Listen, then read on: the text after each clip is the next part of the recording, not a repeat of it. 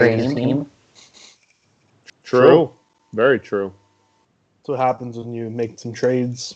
Margot, how quickly we forget how highly regarded Margot was at one point in his minor league career. Yep.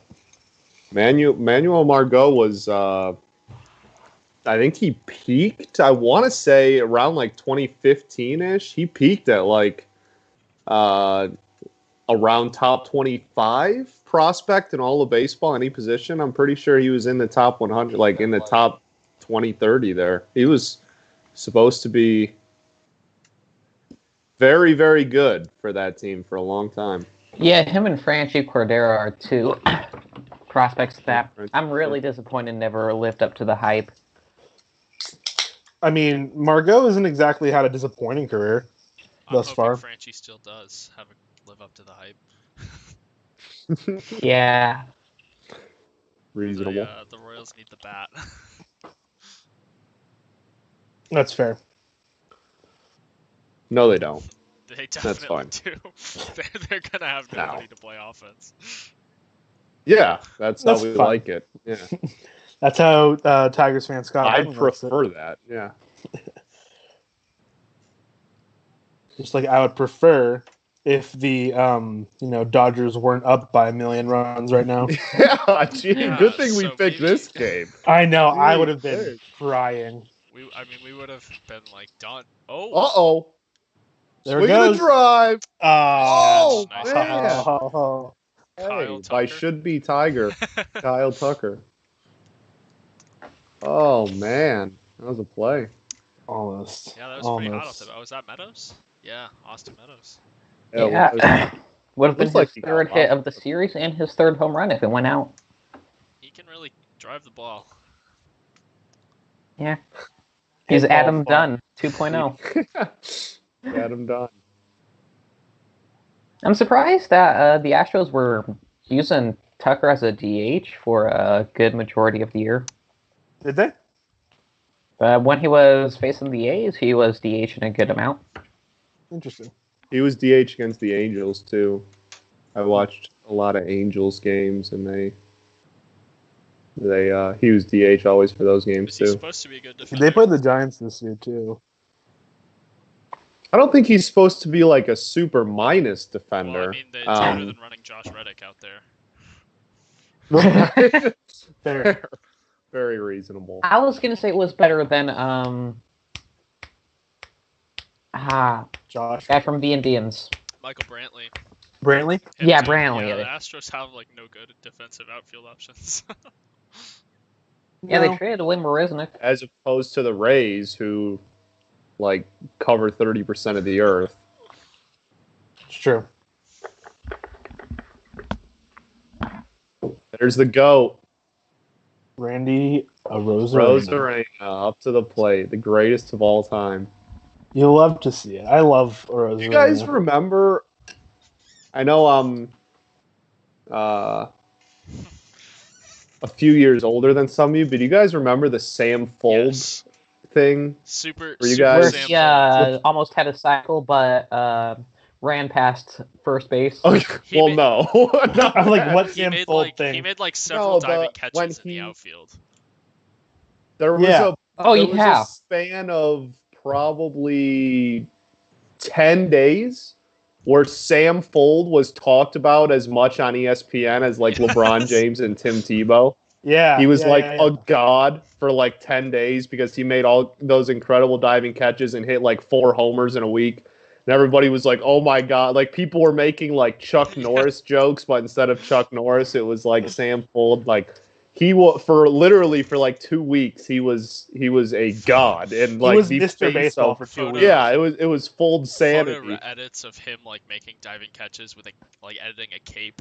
With the cape? Yeah, I remember that, yeah. I remember that when Fold was with the A's, he hit under 200 and still ended up with a two full wins above replacement because he had 25 defensive runs saved in center. Yeah. Yeah, wow. He was Kevin Kiermaier before Kiermaier came. That's fair. I like Kiermaier. I'm a fan. Just of him in general. Isn't his name getting thrown around for some of the manager openings now? Sam Fold. I feel like Yes. I heard some White Sox fans talking about they might want Sam Fold as their manager. Yes. He's getting so he's getting. I've heard a lot of rumors about him being like a bench coach currently, but I believe he is. That is his planned trajectory. That's the word. I believe that he wants his career to kind of head down, but yeah, he's getting some coaching looks. Okay. Interesting. Which is sweet. That'd be cool. I love Stanfold. Just for that, like 2 weeks. Fantastic. I mean, Stanfold is just a good. Oh yeah. That's a fantastic manager's name. All of your guys' teams have managers for next year, right? Yeah. Unfortunately. Not a. Because we are vacant, I have my pulse kind of on who the. You want Kapler? You can have him. No, that's okay. We are our list of people we are interviewing for the managerial position it was reported like last week that it could reach upward of 20 people. Goodness. So oh boy, I know pretty much everybody who is anybody who is trying to become an MLB manager. Because I had both my teams had manager openings last offseason, but I don't think that even they were combined were considering as many people as 20. Yeah, it's pretty unreal. The Cubs yeah, was like, yeah. it's probably going to be David Ross, and then like nobody else emerged as a front runner, and then it was David Ross. Yeah. and then with the Royals, David Ross. Like, they hired Mike Matheny for an internal role. They probably want him to be manager after Yost retires. Oh yeah. And surprise. I'm gonna be real. I totally for the Angels. It was pretty straightforward that it was going to be Madden, right? Yeah. Yeah, that was weird. I'd like to. I've had to listen to Christian Lloyd chew my ear off about that hiring, but that is one where it was. There he is. He's in the comments. I was about to go check. He's in there. Right on. You say his name and he appears. He's like the boogeyman. I was about to check. It's one of those things where he, for whatever reason, they had their eyes on him for a long, long time. And pretty much as soon as they were allowed to hire a manager, they pretty much did. And it was, Christian and was never happy about it. But it's just one of those weird things where they really never even played the field. They just, at least I'm happy as a Tigers. It sounds weird to say I'm happy that we have no clue and we're interviewing 20 people, but I'd rather that than just be like, oh yeah, like Lloyd McClendon, that's our guy. I'd much rather them interview a ton of people and at least keep their options open rather than what the Angels did. I'm still a fan of my proposed have Cabrera retire and then let him become manager and let player manager, just straight up. Yeah. It's he has way too much money on the table still to contemplate retirement. He's going to play that contract out, sadly. It's interesting too because the Cubs did the exact same thing with Madden. Literally, they had a manager for 1 year who was like an okay manager, maybe not phenomenal, but he was like a fine manager. Fire him to bring in Madden because Madden's available. Yeah, and it's interesting how times change, right? Because after he left Tampa, Madden was considered to be this like managerial god, and then by the time he left the Cubs, it was kind of like, all right, like I don't know if I really want Joe Madden anymore. Because they hired him before 2015, right? And so the thing with the Cubs for the last, since the World Series in 2016 was that they fade in September. Like every single year they faded in September, especially 2018, 2019. And everyone was like, oh, well, it's Madden. But his first year in 2015, the Cubs were blazing hot in August and into September. Mm-hmm. Regularly scheduled Rays double play. Indeed. Yeah, right on. I love G-Man Choi. just as a human being. G-Man Choi for president, honestly. Put him on the ballot. Yeah, Nick and I got we got some good love for G-Man Choi for game 2. He had like 4 great stretches. You guys got some good stretches. Yeah. Yeah, I remember that. 'Cause I wasn't watching that game, but I was listening to you guys like broadcast it, and I was like, "This is fine. This is great." Let's see. Yeah, Christian said that they pretty much decided they were hiring Madden the second that Socha stepped down. Gave Ausmus a chance. Obviously, that didn't work. Christian says he wanted Eric Chavez. Boo! He's ours. Sick. That would be sick. Oh. Yeah, that's fair. Uh-oh.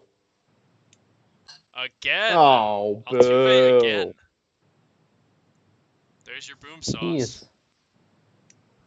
Jeez. Where's the graphic? Give me the. It's not the one we want. The Astros boom sauce graphic. That was on a fastball, right? Top of the zone. It was 100 miles per hour. Yeah, that'll Top do of it. the zone.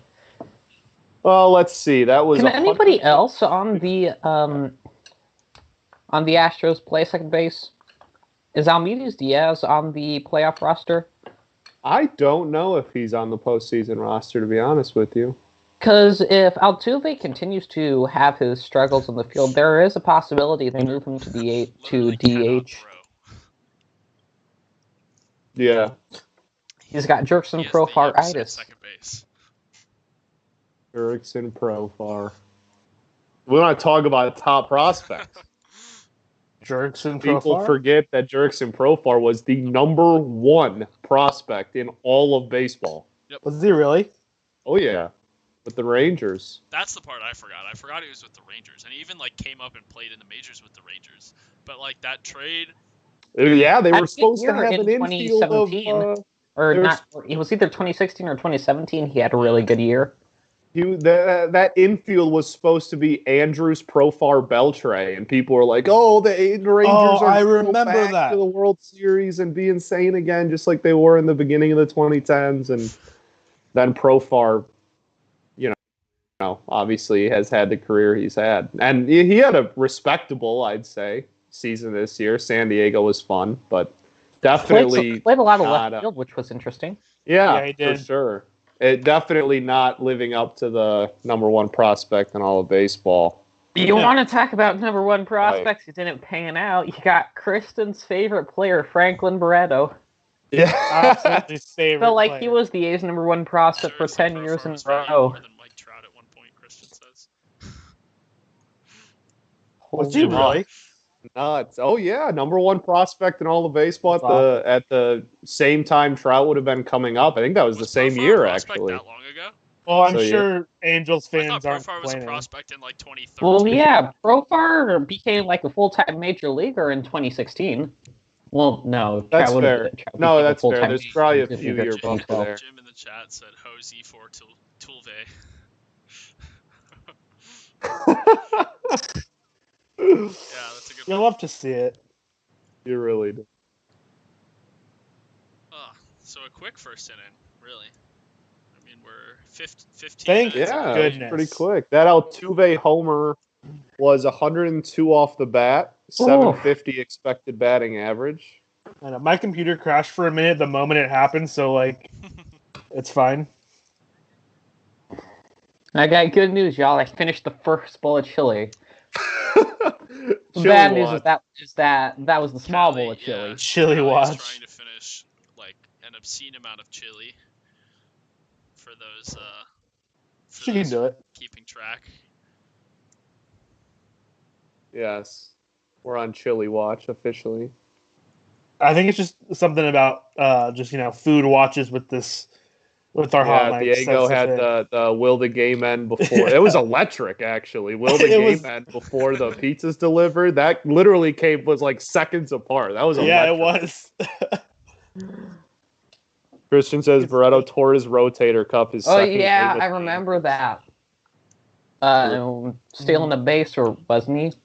Oh yeah. I think he was. Yeah, I remember that happening. Hey, he's still only 24, which is insane. Still has a lot of potential. I mean, he absolutely raked in AAA in 2019. Well, that doesn't mean much about anything, though, for some guys.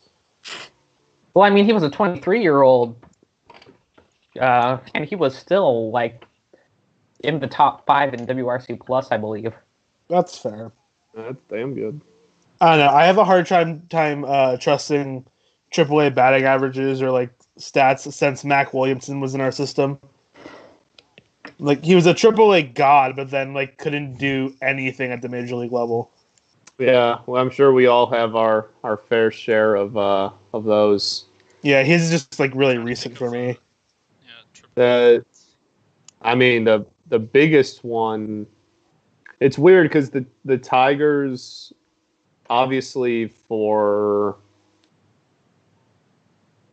13 of my 22 years on this planet, the Tigers were run by Dombrowski. So, like, for most of my life, I haven't really Done much prospect watching? Yeah, especially when it comes to offensive prospects, like anyone who had any value was traded. So Fair. But that being said, so the only one we kept during the Dombrowski era was,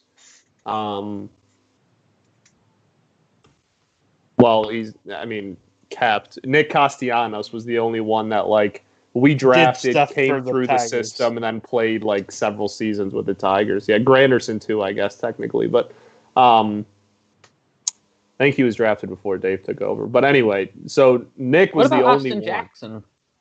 Well, he was part of the Granderson trade, actually. Oh. So we got him.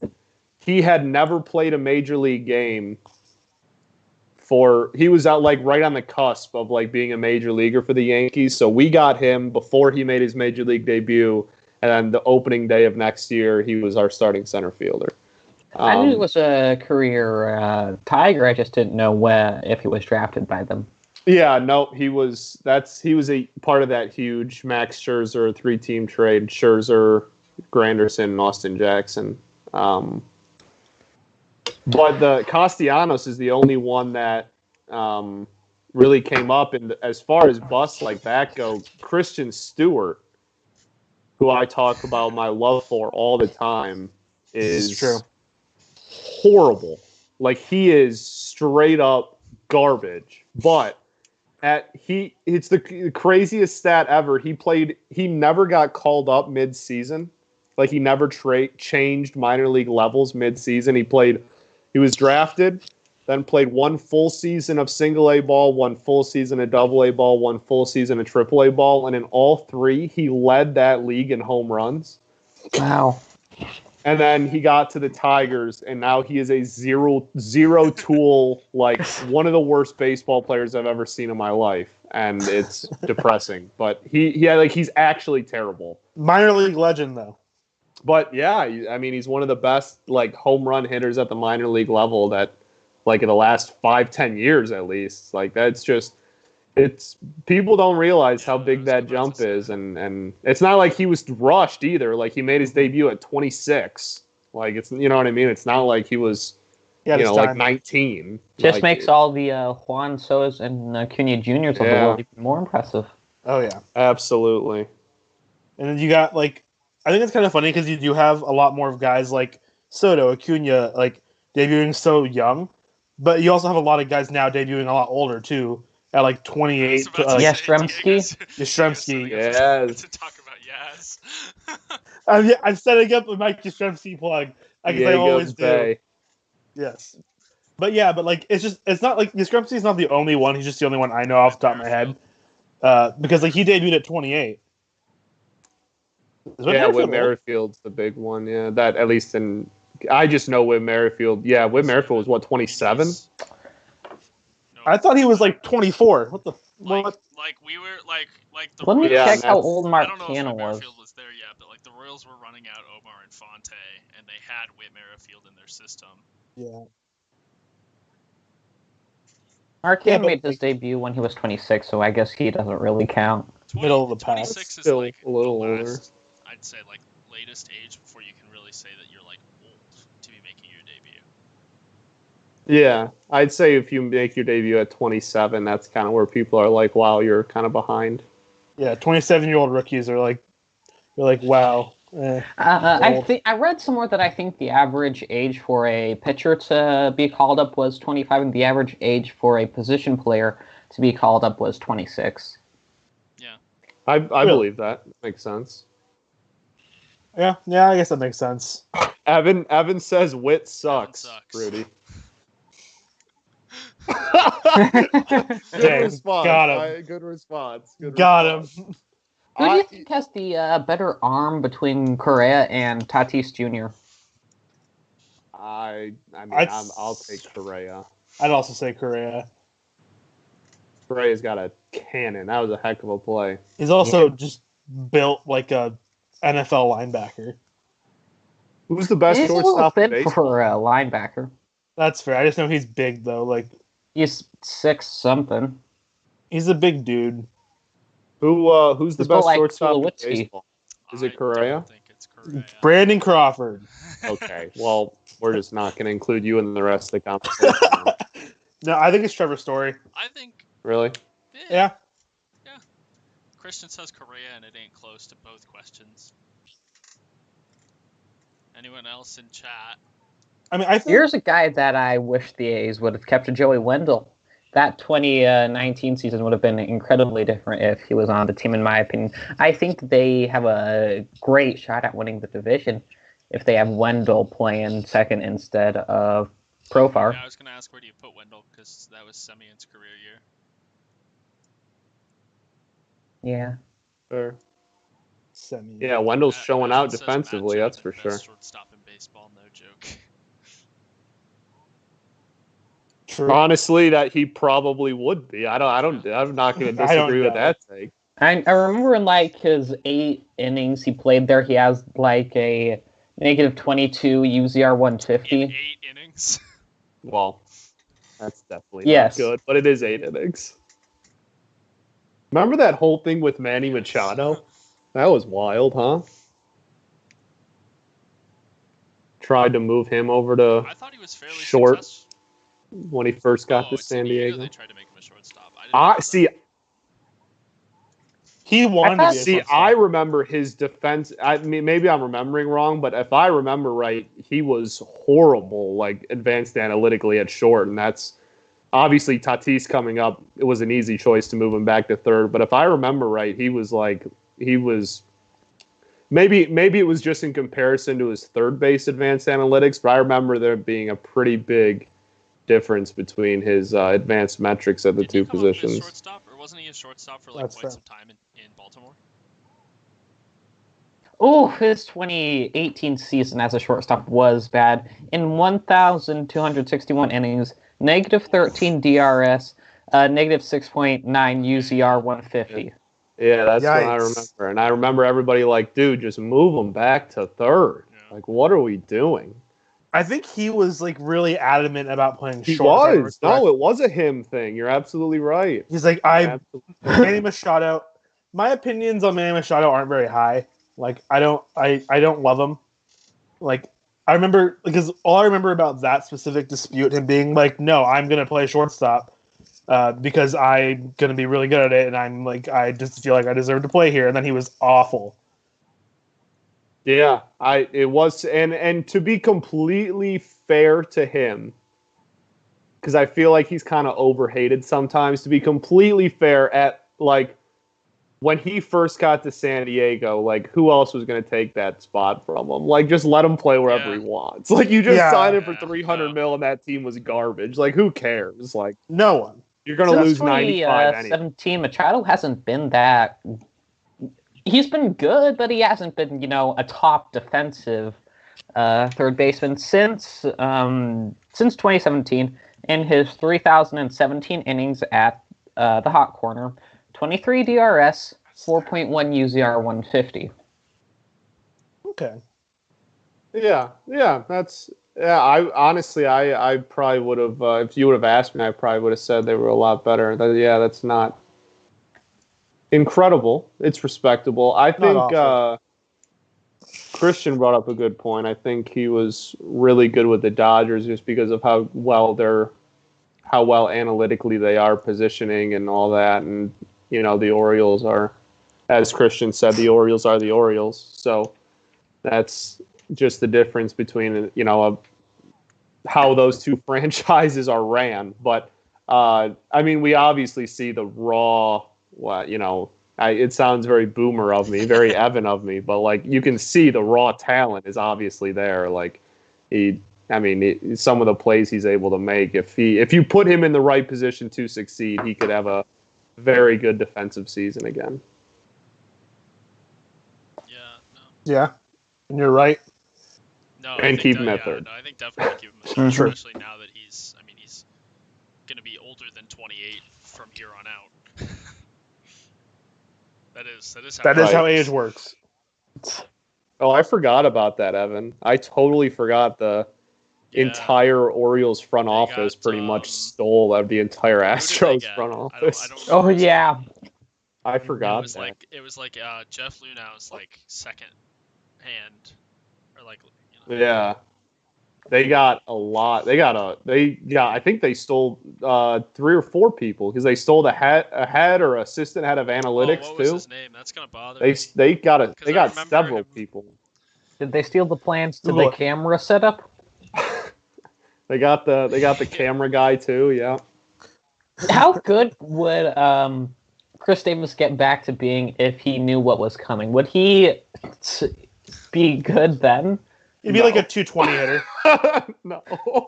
There's very little that you could do that would make me believe Chris Davis would ever be a good hitter ever again. What do you mean? You can give him exactly what's coming. He turns into a 220 hitter. That's a major improvement.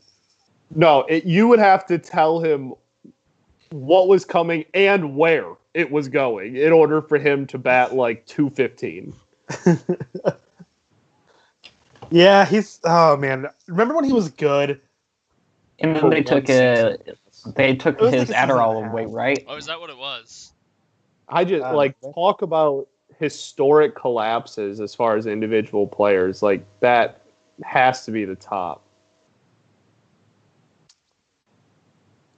That dude went from leading the league in home runs and getting MVP votes to this. To he hit for a decent average one too, of the didn't worst he? players I've ever seen. Yeah, I think so. I think in his career year he hit 270.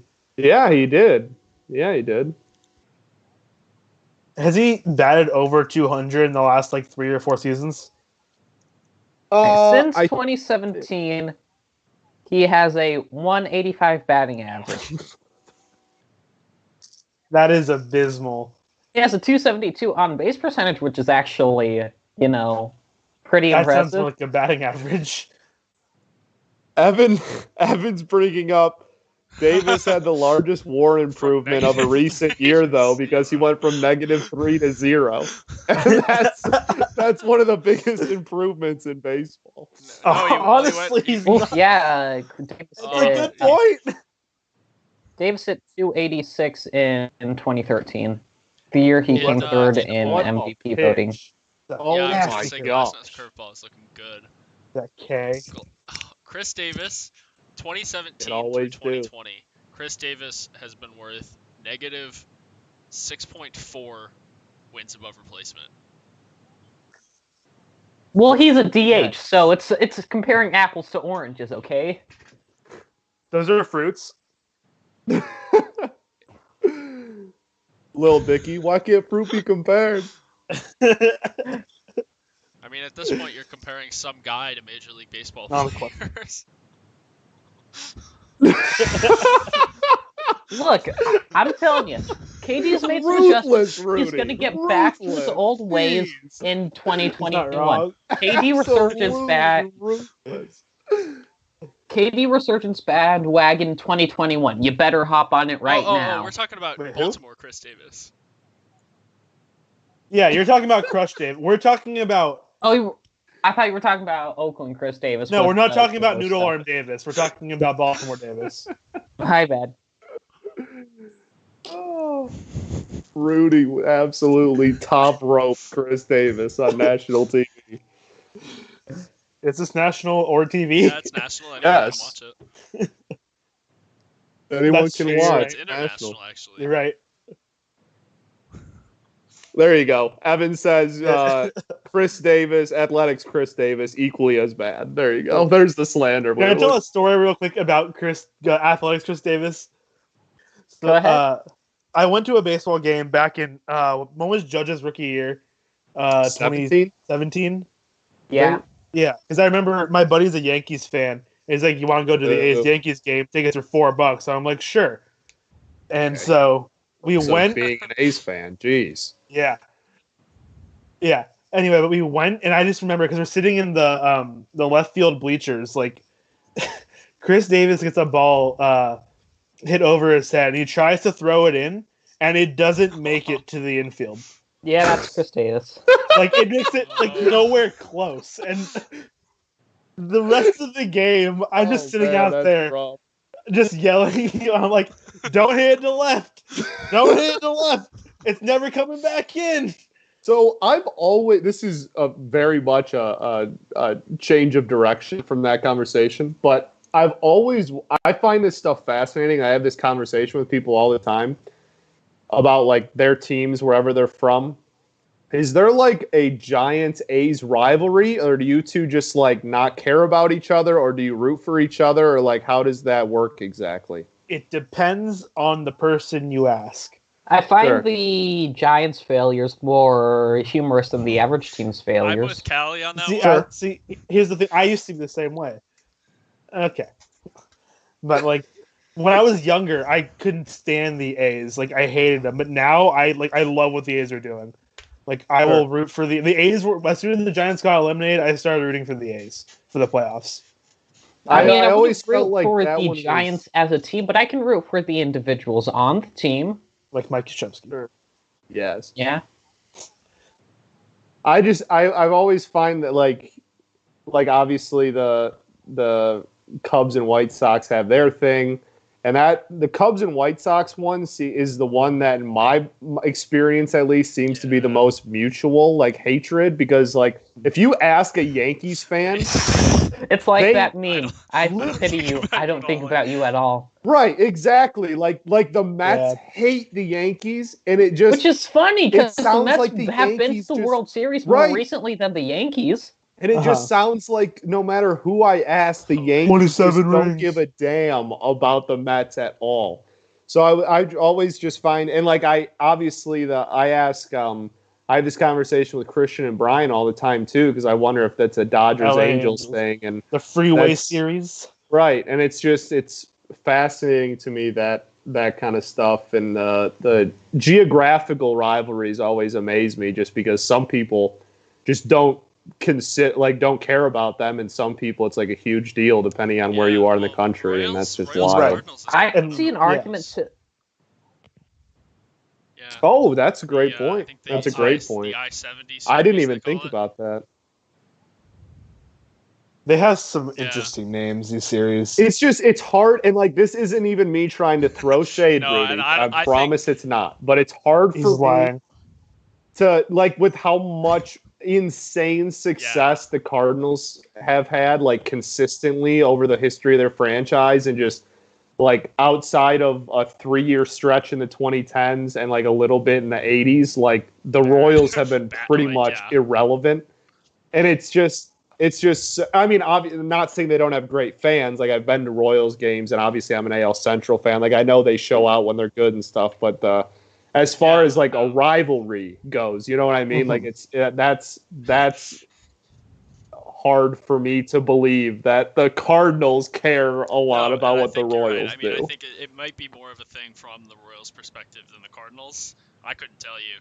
Sure. But for either team, I mean, that's the closest stadium that you could go and show out at a road game. Oh, absolutely. That's totally fair. Totally fair. Yeah, you're right. Either team. There's really, just because of where they are, right in the middle of everything. Nothing. As far as like other teams go. Yeah. It's really just them two out there, and that's kind of it. So the Blues. Yeah. Well, I should have said baseball, not sports, but yeah. Yeah, I think it's. I mean, at least for me, A's Giants. When I was more of a casual baseball fan when I was younger, like I hate the A's because they're close to us, and that's how things work. That's how things work. Fair. But when I got older, more into the baseball as a whole, I'm like, oh, I think it's hard to hate the A's, like in general. I'd agree. I can't like the Giants because of the time the A's gave the Giants the right to build a stadium in San Jose, and then when the A's asked for permission to explore San Jose for a new stadium, no. I remember seeing that because that was a couple years ago. Yep. The Giants straight up said no, not even a little bit, not even considered. That really soured me on the Giants. That's why I can't root for them, but I can root for the players. The A's need a new stadium way more. Oh yeah, and like they wanted to explore other places because the city of Oakland's not going to do anything for them. But like San Jose will. Mets, Evan says I'm a Mets fan and I don't care about the Mets though. Totally understand Yankees fans' perspectives. That's my favorite comment of the night. Comment of the night. I'm a Mets fan and I don't care about the Mets. Totally understandable. Also noted athletics hater Christian Lloyd in the chat saying it's not that hard to hate the A's. Well, it's not that hard to hate you either. Pay your players losers. Oh, speaking of that's fair. That's right. Is the highest paid Rays player Yoshi Tsugo? Probably. Him. It's either him, Kiermaier, or Charlie Kiermaier? Morton. It's got to be one of those three. I know Kiermaier for Rays standards kind of got paid a little bit his last extension. Was Kiermaier's last. I only know that because I looked it up 2 days ago. I mean, that's a good payday no matter what. Yeah, honestly, I would take any payday. I would trade salaries with any MLB player ever. Yeah, for sure. Christian says it's Charlie. That's fair. For AAV, yeah, that makes sense. Yeah. And there's rumors that he might hang him up after this season, which I find. Didn't he say that when he signed the contract? Yeah, and that's why I find. I mean, if he's got his mindset on, he's got his mindset on it. But just with how good he still is, I find it hard to believe that he's just gonna. Well, people always talk about how Pittsburgh wasted Glasnow and Cole, but Morin's up there as well. Yeah. Mm-hmm. How crazy is that? The game 5 of that series was 2 former Pirates, just teammates on the bump. Oh, I love the picture of them just hugging it out, circulating in Pirates uniforms. I was like, oh, that's comedy right there. That is comedy. Looked like a mock-up you'd see from a fan being like, "Yeah, we're going to sign Colin Morton this offseason." That's offensive. Those teams were fun. I really liked those Pirates teams. Yeah. I went back and rewatched their NLDS appearance. I mean, that place was rocking. Was that? Say what you will about their lack of attendance. What, 2014? Because 2015 they played the Cubs in the wild card game, and Jake. What was the Reds wild card game? Yeah, Cueto. Yeah, the Cueto. That will always be the Cueto, and then the Russell Martin Hall of Fame. Shout out Christian Lloyd, Russell Martin Hall of Fame. The Russell Martin home run that he hit right after Cueto dropped the ball. That will always be one of the most electric sporting plays in any sport ever. That is one of if I had to rank the top 50 moments in baseball history, that absolutely makes the list. Does I think that's top 30. Coco Crisp walk-off not get on there? Coco Crisp. No. Coco Crisp. Baseball, man. It absolutely doesn't. Coco Crisp. That play becomes infinitely better when you listen to the radio call and you hear man, my mind is blanking on a lot of names. When you hear Ray Fosse just let out a scream like he just saw a ghost when the ball slips underneath the glove. I miss huge afro Coco Crisp. That was Pete Coco Crisp. That's who I miss when he used to run out there with The poof. just. I mean, like, I'm a Pistons fan. Like, I lived through the Ben Wallace era, and Coco Cripps just. Oh, we got a Man. Ben Wallace had nothing on Coco Crisp. This Afro had its we got a own tip gravitational from, pull. we got a tip from Christian Yeah. Lloyd. Russell Martin is a Hall of Famer. Yeah, there you go. Yes. He gets. All you got to do is compliment Christian, and he's nice to you. You just got to agree with his taste. Jose Molina. And he's a nice Jose guy. Molina is When the you don't greatest agree with his defensive taste, catcher that of even all friends, time. you mean. Jose Molina Jose is the Molina, greatest yeah, defensive catcher. Greatest of all. defensive catcher of all time. He's the best Molina, brother.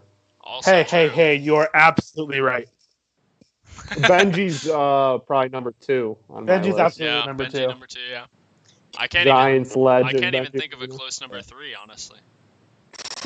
Yeah, there's a huge difference between dad's 2 pretty and cool. 3 and Molina brother. Yeah, Yeah, their dad's their probably dad- better their than dad, Yachty. Is the Molina family the biggest baseball dynasty? It's gotta Family be, dynasty, It's gotta I be mean. the Griffeys. You have to define dynasty though. Like you gotta define those parameters a little bit more. Because if you're talking At least 2 generational, generations like, yeah. of baseball players. The only thing I can think of that is close is the Bonds Griffeys. family. Or the Griffies. The Griffeys. Oh, well, all right, yeah.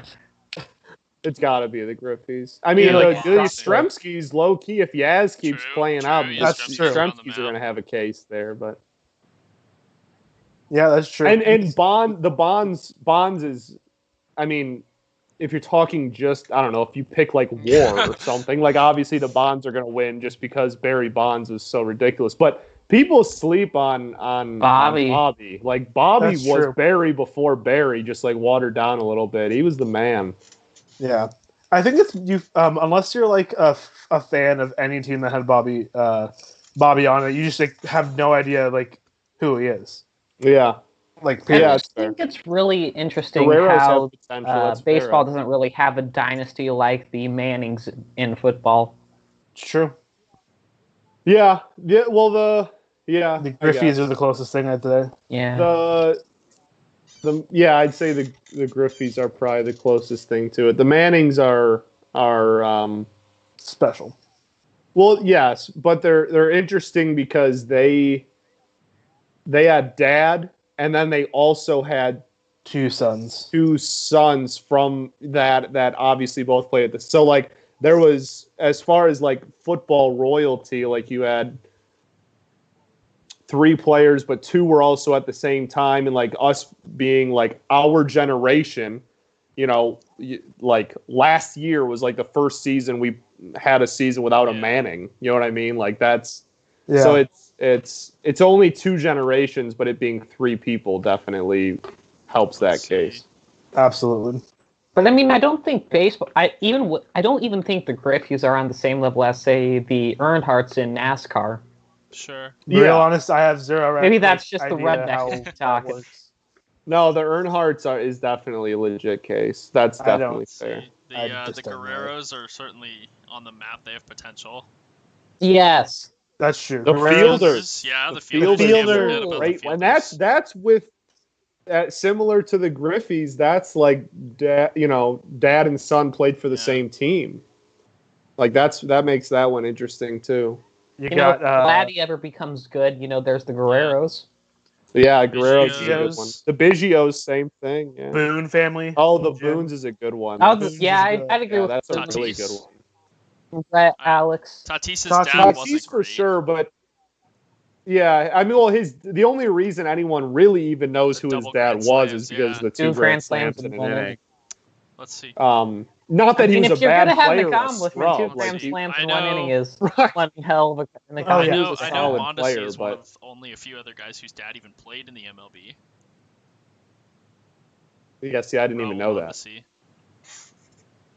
Jim says like in the chat, he says he believes both fielders have the exact same I think career home runs. also, Is that true? I feel I believe like so, actually. that How about is true. Can we look this up? Can we? I can look it up. So Okay. Patrick Mahomes is part owner of the Royals right now.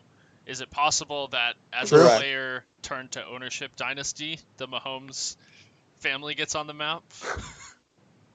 No. You mean Detroit Tigers draft pick, Patrick Mahomes? Does that give you nightmares, Rudy, that we drafted your owner? How does that feel? Terrifies me. You'll forever have a Okay, stake. so Prince retired. The Tigers have a transitive stake in the Kansas City Royals at this point. That's what I'm saying. I agree with that. Okay, Prince retired with 319. Cecil retired with 319. That's incredible. I love that. Actually, Cecil for the Nick Heroes. What? For family dynasties, the Nick Heroes. Oh, Necro. Oh, Phil Necro. Phil and I Joe. was like, Yeah.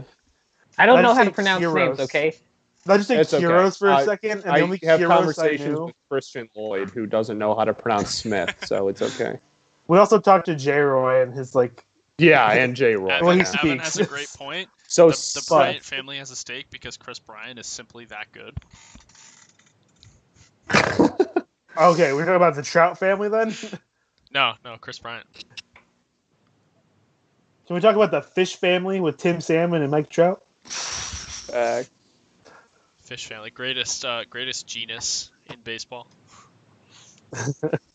Fish. Are salmon and trout even actually Oh, related in the animal probably not. kingdom? They are both fish. I have zero clue. They I are doubt both it. fish. That's all I know. They're both freshwater fish. I know that. I'm looking up. I'm Hey, curious. how did Cecil Fielder not win MVP in 1990? Because I'm like down a rabbit hole now on air, but like this is ridiculous. well, who won MVP that year? Oh, never mind. Forget that. Never mind. Ricky Henderson had a 10-war season. Never mind. Yeah. There you go. Dude, this season's not. Listen to this Ricky Henderson MVP season. This is ridiculous. Okay. 10-war. He had 28 home runs, 65 stolen bases, and 100 walks. He OPS'd over 1,000. With 65 stolen bases. That's with 60. Yeah, he OPS'd over 1,000 with I 60. thought By the 1989 was By his the best way, year. Roger Incredible. Clemens. That's Roger ridiculous. Clemens that year, 228 and a third innings pitched, 193 ERA. Holy Yeah, he had a 10.4 WAR as a pitcher. Jesus. That's And incredible. Cecil got second place because that was when people hated giving MVP to pitchers. That's Cecil had 51 home runs and the boomer of all boomer stats, 132 RBIs that year. He had 51 home runs and didn't OPS 1,000, but got second MVP. You love to see it. also Man, going the back most, to this. what do you think is the most boomer MVP award? I think it's either Eckersley's season where he won MVP, or Thurman Munson's MVP season. From a Glasser Tigers just took it off the shoulder. perspective, 1984, our closer won MVP because we didn't have a setup man. So he led the league in saves, and every single one of his outings were 2-inning saves, and boomers loved it, and he won MVP as a closer. That's actually pretty impressive, honestly. It is. Also, I just want to bring up before this gets too lost. Trout and salmon are closely related fish. Ow! Last time just got hit by a liner. Ooh. He did, but we're talking about fish right now, Scott. Over All there. right. Oh, yeah, jeez. that's rough. Jim is absolutely right. So Cecil also got Ooh, that runner-up was on the the year elbow. after. Cecil got second place for MVP in 90 and 91. And Ripken had an 11.4 WAR Wow. season in 91. Cecil That- Fielder got absolutely. Cecil Fielder had a 3 WAR. Oh, what? A 3 And he WAR. got second. And And he got second because he hit a lot of home runs. Ball Ball go go far. He had Ball he had more ball go far. he had MVP more goes down. RBIs. And he than had a the year lot before. of RBIs. Yeah, he had even more RBIs. That But he year, played yeah. 3 more games. He had The Ripkins are he had another 40 more dynasty. plate appearances, and they said more RBIs. I'm sold. Yeah, that was brought up earlier. So Willie Hernandez, 1984, won the American League MVP. Now, to be fair, he did have a 5-WAR season as a closer, That's insane. which is that's incredible. freaking ridiculous. He had 140 innings pitched as a closer.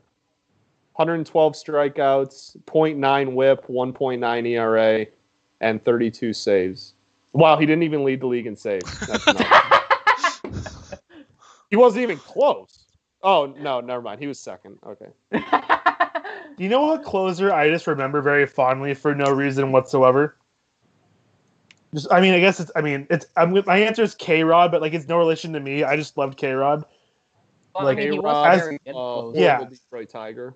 K-Rod, yep. You want to know a closer I adore? I feel like I'm not gonna like your answer. Grant Balfour. I love Victor Grant Balfour. Martinez's son? That's crazy. I don't know why you would do that. He lost that at bat. Oh, but you lost the series, as always. He's a closer. How much input does he have on the He series? should have been Enough. better. I don't know what to tell you. A I guy like love me Grant simply would Balfour. have done better in that scenario. I could not stand Grant Rudy's right. Balfour Rudy's because- absolutely Like if I were Grant Balfour, I just would have done better. It's that simple. I just love the fact that his last name is Balfour as a pitcher. Balfour. Grant Ball. Hadn't even thought about that. Grant Balfour. Oh, I think about it all the time. Keeps It lives Diego up rent at free night. in my head. Hey, speaking of Balfour, another former It does. Ray. Yeah, former Ray. So, okay, again, back to the MVP wormhole I'm in right now. 1984, okay? You're back a ways. Al Ripken Jr. had a 10-WAR season and did not receive a single MVP vote. Really? He got 27th in MVP voting with a 10-WAR way. season. How did He also was his batted RBI? How did that happen? 304. Who won that year? He obviously played every 1984. game. It was that the was the Willie Willie Hernandez Hernandez year, year. That was the year I was just talking Oh, about. okay. Well, Okay. But, like, it's not even like he got, like, third. Like, he had a 10-WAR season and just didn't receive a vote. Maybe the Orioles were just garbage and boomers were like, oh, well, he can't be MVP because he played for the 100-loss 1984 team. Baltimore Orioles. I think that was 85 the and case. 77. That sounds different. That's not even that bad. How is that even possible? I'm going to have to do some... I cannot fathom that they could be so out of touch that a dude that had a 10-WAR season did not receive a single MVP vote. The That's 1984 ludicrous. Orioles had 10-WAR Cal Ripken Jr. and 7-WAR Eddie Murray, and they finished with 85 wins. That's brutal. That really goes to show Their you. That's top rough. their top 4 players by WAR were worth 26 WAR. Their top 4 players. And 10 of that being from Ripken. Evan, I love Evan, the ultimate boomer. You're not valuable unless you make the Truly. playoffs. Evan's absolutely correct. We all know Evan it. is the boomer stat merchant of Boomer BD. stat merchant. He is He got- what's his batting average? And by the way, the only one with a baseball job. Yeah, Evan. true. Wait, he has a job in He baseball? works for the Brewers. Yeah, he works for the Brewers. Yeah. Well, Peyton, no, obviously I don't think they know what WAR was, but I'm saying there's no Okay, way wait, I have to go that look they at this. just watched I have to that go look at this season. 1984 And- MVP voting more. this dude had a 10-WAR season and didn't get any. Like, obviously they didn't If you know have what 10 WAR more, you're was, going to but have that's- other yeah, stats. like it's not like you just magically get 10 WAR. Like, how on earth did they just not? Like, he got no votes, bro. He had 0% share of the voting. So result. Cal Ripken Jr. had a 10-win season, and 2 of the top 3 MVP voting finishers were closers. Dan Quisenberry Yes, was 3rd. Dan Quisenberry was 3. Yeah!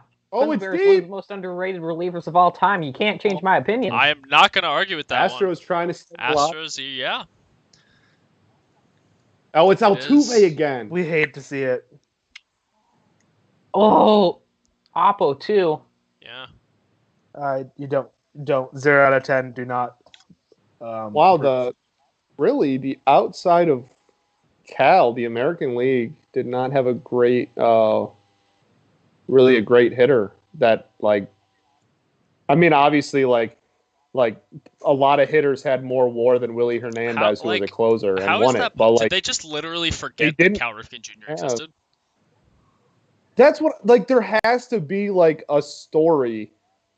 There has to be a story. Like, something must have. There's no way. And it's not like he almost had 200 hits on the season, 195 hits, 27 homers, 86 RBIs. Juan Beniquez, who was playing for the Angels that year, finished higher in voting than Ripken Jr. He played 52 fewer games and had 10 WAR in his career. That's brutal. See, and okay, here's the thing. He had a so 2.1 WAR season. The top finishing position player for AL MVP voting in that season, the 84 season, accumulated, let's see, 5.6 WAR. Kent Hrbek for Minnesota. Yep. 149 games, 311 average, 382 OBP. Ooh, I like this camera. The MVP probably should have. I mean, if you're going strictly by WAR, it should have been Cal. But it probably should have gone to Eddie Murray. I'd imagine. Eddie Murray, Cal's teammate. How do they remember Eddie Murray? He gets 2 first-place votes and half of the voting share, and they just forget about Cal. Right? What?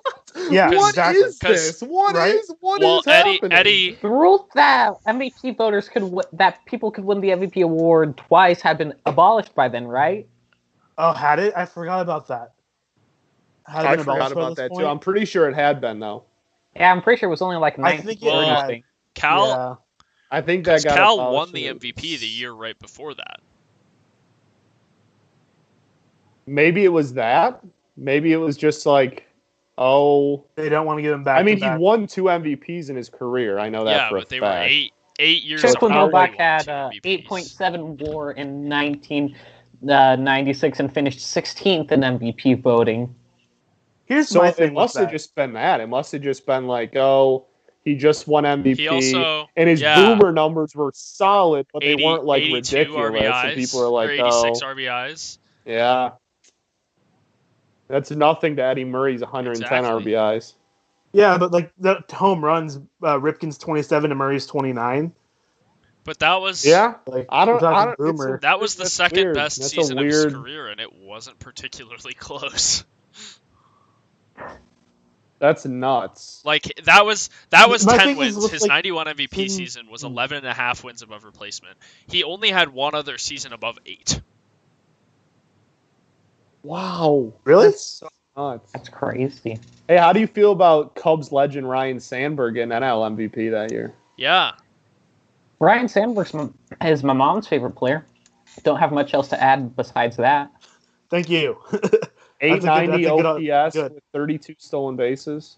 I mean, wasn't he one of the best defenders at second too? Oh yeah, he's a great defender. What year are you talking triples. About? 84. He had 19 triples. 19 triples in 84. Had, I don't know if there were 19 triples in the MLB this year. I doubt it. He was a second baseman that had an 8.6 WAR. Yeah, he went off. Stats. And he got the honorary Gold Glove for 8 years after that. Hey, J-Roy. He was third in OPS among the MVP dude as the Phillies manager. Vote getters that year. Only Mike Dale Murphy had more than him. I'm going to be honest. Ryan Sandberg is the Phillies manager. Oh, yeah, that's right. What J-Roy's talking about. Yeah. Ryan Sandberg managed Phillies? Not that long ago. Yeah. Why? And if I remember right, he was kind of considered to be a pretty quiet-ish guy as a player. So I feel that's not the guy you turn to and be yes, we need him as our manager. A manager doesn't have to be outspoken. I don't know, but yeah, he managed the Phillies from 2013 to 2015. Okay. You want to talk about bad MVP season? Let's go all the way back to 1950 and Phil Rizzuto's MVP season. I mean, 6.8 WAR isn't bad, but Ned Garver had 8.1, and he got 6 votes. How about this? How about the year after 84? So the 85 MVP, Ricky Henderson, 10 WAR, Wade Boggs, 9.1 WAR. Both of them outdueled by Don Mattingly's 6.5 WAR because he had 145 RBIs. I know 145. someone who thinks Don Mattingly's the greatest first baseman of all time. Is it Evan? It's someone. Is it F? No, it's a Yankees fan. Okay, that makes sense. Cow, I forgot about 85. How this is what, like, I understand if how analytics have changed and how like position player voting, but how on earth do you not give NL MVP to Dwight Gooden, who had a 13.3 WAR season as a starting pitcher? Ridiculous. Excuse me? What did you just say? 153 ERA. Like 13.3? How can you 13.3. justify? Oh my god! 85, right? 1985, he had a 13.3 WAR season and got. I mean, fourth. Willie McGee did not have a bad year, but Dwight Gooden, that's one of the best. Okay, Dave Parker had a 4.7 WAR and got 17% more of the voting share than Dwight Gooden did. That's disgusting. That is almost a quarter of his WAR. That is a third of his WAR. Nuts. Something kind of interesting. Ozzie Smith that year was 18th, got 5 voting points, 6.4 WAR, which is like obviously all defense. But like if everyone knew he was such a great defender, it's kind of whack that he just got no credit for it in voting, pretty much. Peyton's trying to I'm honestly surprised Ozzie Smith made the Hall of Fame. Peyton, you're fraudulent Cy Young. Peyton's trying to stir the pot because he knows Christian hates Bartolo Colon, and he just happens that his only Cy Young was in Anaheim. We're talking Bartolo Colon. Hold on, give me 1 second. Uh-oh. Oh, you want to talk about records that are incredible? No, we're talking about Bartolo Colon. No. Yeah, I'm talking about Bartolo. Okay, that game when he threw 30 strikes in a row. That was cool. Nuts. Okay, so clearly they were okay with giving pitchers MVP because Roger Clemens won AL MVP in '86. I mean, with an 8.8 WAR, but that's amazing. And if you bought the book early, he sent you a signed poster. Oh my gosh. So I have a signed Bartolo Colon poster. Oh yes, the poster says Big Sexy too. Oh yeah, that's the name of the book. The book is called Big Sexy. Yeah, it's that's great. It's called Big Sexy Bartolo Colon in his own words. Wow. Nope. Oh my gosh, stuff. Dave Parker. This is one of my favorite of all time now. Dave Parker got 5th for MVP in 1986, 43% of the share of votes with a 0.3 WAR season. Oh my gosh. Man, that's bad. But he had 116 RBI. That's value. Parker was a bad defender, though, and they didn't That's have a lot value. of defensive Yeah, stats he was back not a good defender at all, yeah. No. That's also why I get the OPS absolute hate in the Padres subreddit for saying that Tony Gwynn wasn't all that great of a player. You're going to the Padres Christian subreddit to try and convince people that Tony Gwynn wasn't good? I was trying. No, hear me out. I was trying to convince them Ricky Henderson was better. As far as all-around player, Ricky Henderson's absolutely better. All right, so we got Dusty Baker taking an interview with his mask pulled down. Oh. If you were watching on Tuesday, Dusty Baker had his mask mask upside down for the duration of the game on Tuesday. That same friend who thinks that Don Mattingly is the greatest first baseman of all time also thinks that Tony Gwynn is a better hitter than Joey Votto. Rip Tony Gwynn. That's I always have to watch when I talk about Gwynn because if you're just talking like pure offense or pure hitting, like I mean, it was all slapping singles to all part of the field, but like so I always justify it by saying that like like pure hitter probably not, but if you want to talk about just like the dude struck out like 13 times a season, like if you just want to talk about pure like bat to ball skill, like obviously he's one of the best ever at that, but that is what he is. Right, exactly. Like he might only be a one-tool player, but he's one of the best ever at that one tool. They say do something like a million times and rather doing a million things like one time. Yeah. Something like that. It's completely wrong, but the quote goes something like that. Oh, I knew I should have skipped 87. This is just going to get me fired up. This is the year Alan Trammell got blatantly robbed. Hey, why don't they make Alan Trammell manager? If anyone was also wondering, this is still a baseball game going on. Oh, yes. It's 0-2 in favor of the Astros. 1-2 count. Zach Greinke pitching to... Is that... No, that's not Bro, whatever his name is. Bro stuff. Meadows just beat the shift, so I'm like, it was a pretty piece of hitting. Yeah, that's a good piece of hitting. Christian Lloyd we need another. We need another overlay for the scoreboard that says that. Though we need to make just another. We have the boom sauce overlays for the scoreboard. We need another one that just says "good piece of hitting." Good piece of hitting. We'll do that for the World Series. Nice. Good at Good bat. piece of hitting. Good AB. I saw someone try to come up with a stat to measure quality ABs. It was like, if you take 8 pitches in an at-bat, that's a quality AB. But there are other ways to get a quality AB, so here are all the ways to get a quality AB. It's like stupefyingly. So if you hit a boom sauce on the first pitch of an at-bat, is it not a good AB? Well, they did say that if you reach base, it's a quality AB. But if you take a walk, immediately, just no. No, a walk was considered a quality AB. Though. It's PA. It's true. Got you there. It's BA. Jay Roy, you're such a clown. How many Rays are in this? What's their face? Rays line. Jesus, why am I so bad at names today? Because you're here now. I actually don't know how many righties they have tonight, but the GOAT's up, and that's all that matters. That is true. They've got Meadows in left, who's a lefty. Arozarena is a righty. Ooh, tough call there. Okay, so let's just expand the zone half a country mile. Jeez. Okay, so Arozarena's a righty. Who's in center? Margot's a righty. Let's see. Wendell is a lefty. Wendell's a lefty. Choi's a lefty.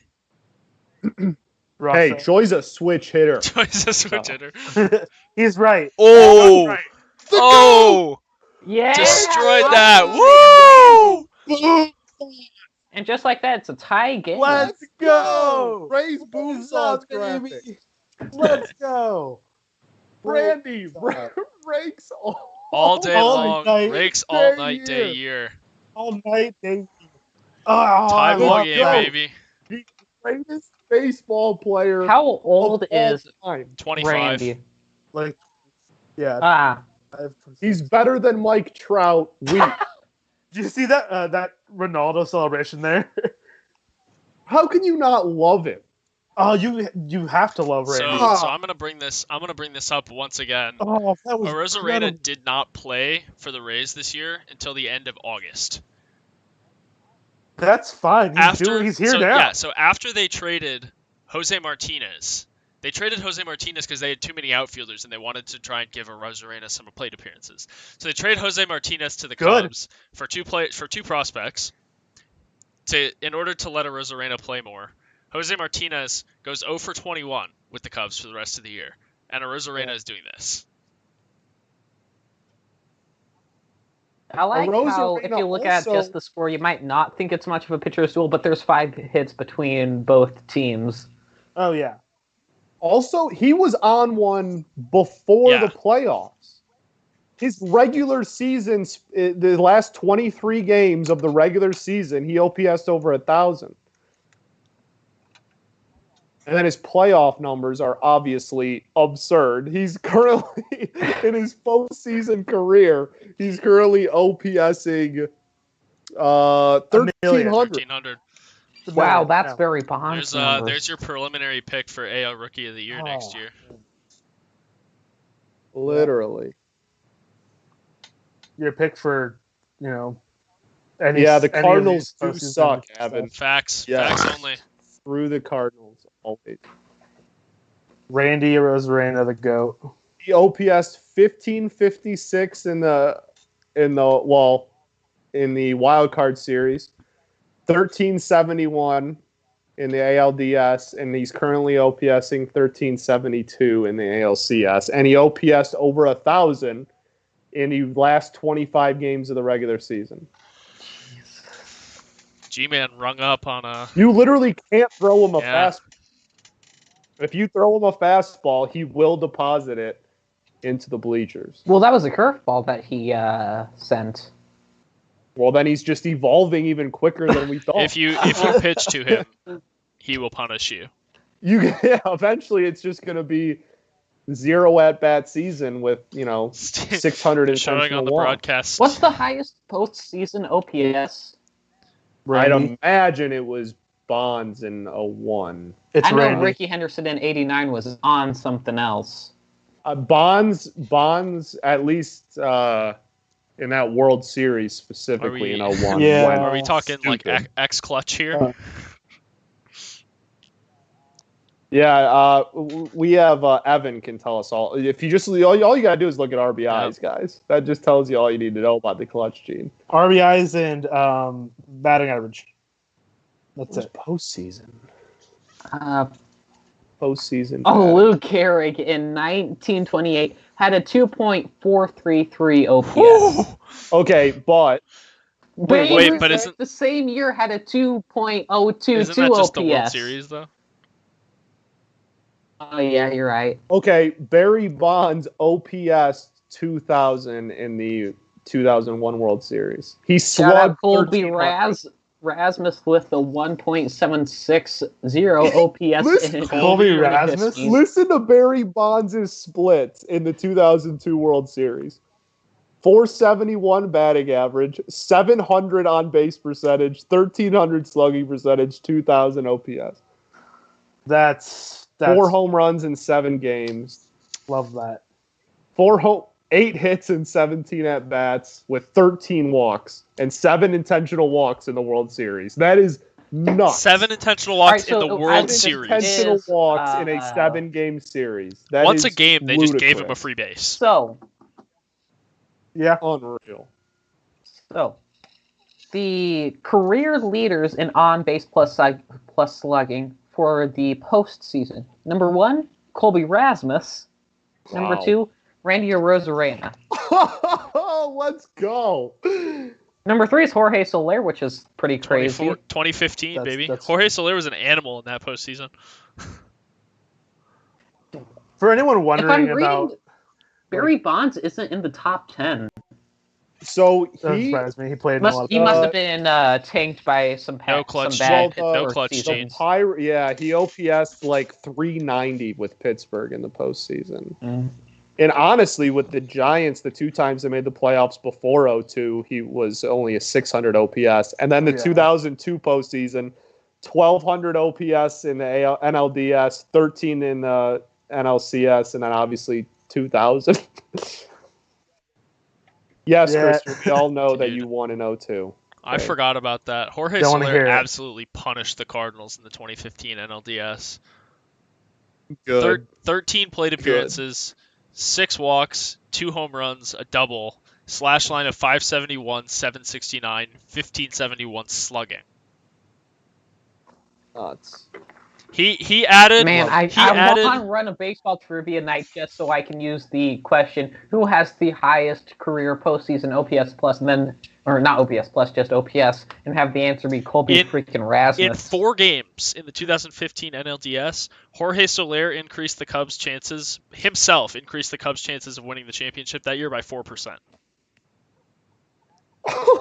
That's incredible. Christian, wasn't it Dusty Baker? Oh, J. Roy just said Dusty Baker. I'm pretty sure that was when the kid at home plate? Yeah, I'm pretty sure that was that. Yeah, Dusty Baker.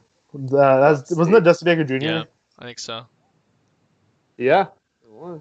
I think it was somebody's kid. I'm pretty sure it was Dusty's. Well, it had to have been somebody's kid. Like, well, no, but the kid materialized. Just some random kid from the stands just running out there. That would have been even better, honestly. I love how Evan's talking smack about our teams when he's literally a Mets fan. That's hilarious. He likes the Mets and the Brewers.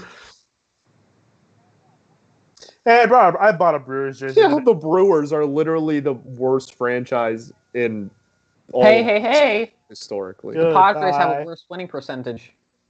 Are they? Do they actually? Yes, they've been to 2 World Series. 100 something. Haven't the Brewers been around since like the 60s and haven't even made a World Series? Well, neither have the Padres. They've made the World Series. They made the World Series in like 87. The Tigers beat them in 84. And I think they made it again in the 90s, I want to say. Yeah, I want to say Gwynn made it twice in his career. So yeah, no, I think they lost to the Yankees in 98. They definitely lost to the Yankees the year that they made it in the 90s, absolutely. Gosh, and then I know they lost to the Tigers in 84. That was the Kirk Gibson 98 World Series. Random quick question here. Padres, Yankees. Man, Kirk Gibson had 2 very clutch postseason homers, which is manager of those Padres. Up until it's quite something for a guy who wasn't much of a power hitter during the regular season, was he? He was okay. I mean, Evan, the Chicago Cubs won the 2016 World Series. Important to remember. Yeah, what kind of question is that? The Giants won in 2010, 12, and 14. Actually, never mind. They had Aubrey Huff. Back what I said. Gibson had a 123 career. Didn't have him for the last one. Didn't count. That one didn't count. That one is 2014 especially didn't count. That just didn't happen. He was like a fringe all-star his whole career. Kirk Gibson, until the Maglio homer, Kirk Gibson had the most iconic home run in the history of 2 different franchises. And then what Maglio home run? Maglio never hit a home run in the postseason. Yeah, it's the last time you won a playoff series. I'd try. No, it wasn't. No, it was not. That's fair. You did win one this year. Before this year. Fair. 9. It's the last time you won the playoff 9 series in a elimination 162-game season. Last time you won a DS. How about that? 9 straight elimination games. We swept you guys that year too. Yes. We're talking about sweeps in the postseason. Okay. See, it just comes full circle. I can't even make fun of the Tigers' absolute domination of the Athletics over the last 15 years because the Giants are that to me. So like anything I say just gets immediately flipped. They just ran to their big brother to help them to save them from their bully. I mean, we literally we played you guys in the first round. I agree. What, 3? I legit. I do think I have more hate for the Tigers than the Giants, honestly. Nope. Really? It's fair. I mean, it literally. Giants are in my top 3 hated teams, for sure. What did we do to you besides beat you in the 2014 World Series? Yeah, the Giants are easily in my top 3 most hated. Justin Verlander, I think, has made me cry out the most out of literally any other thing in the world. Game 1 and Game 5. Hey, he got out losing to Justin Verlander is not as bad. Like, that's objectively not as bad as just getting literally owned by Madison Bumgarner for no reason. How about giving up 4 home runs to Pablo Sandoval? How about that? You want to talk about objectively terrible things? What a joke. And that was off Justin Verlander, so I don't want to hear it. Pablo Sandoval. Ridiculous. I didn't even have to bring it up. Y'all gonna make me act a fool in front of everybody. What are you going to make you? Yeah, what a joke. Pablo Sandoval easily in my top 5 most hated baseball players. Where's John? No, where's John? What do you mean? No, he's not. He's fat, overpaid, and is not good at baseball. Get John in here. All I said was he's fat. You just said no, he's not, which is completely false. Justin Verlander in the World Series, absolutely true. He does not have a great World Series track record. Fair. Oh, no. I robbed the Giants for 0.2 seconds, then everyone else started talking about him. It's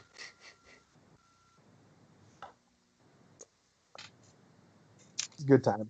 My favorite Giants thing is, it's not even a Giants thing, it's the fact that the Dodgers just haven't won a World Series in forever and a half. I'm a big fan of it personally. Ooh, that was hot. Man, the Rays defense. Yeah, That one had some heat off the bat. You'll love to see it. Good.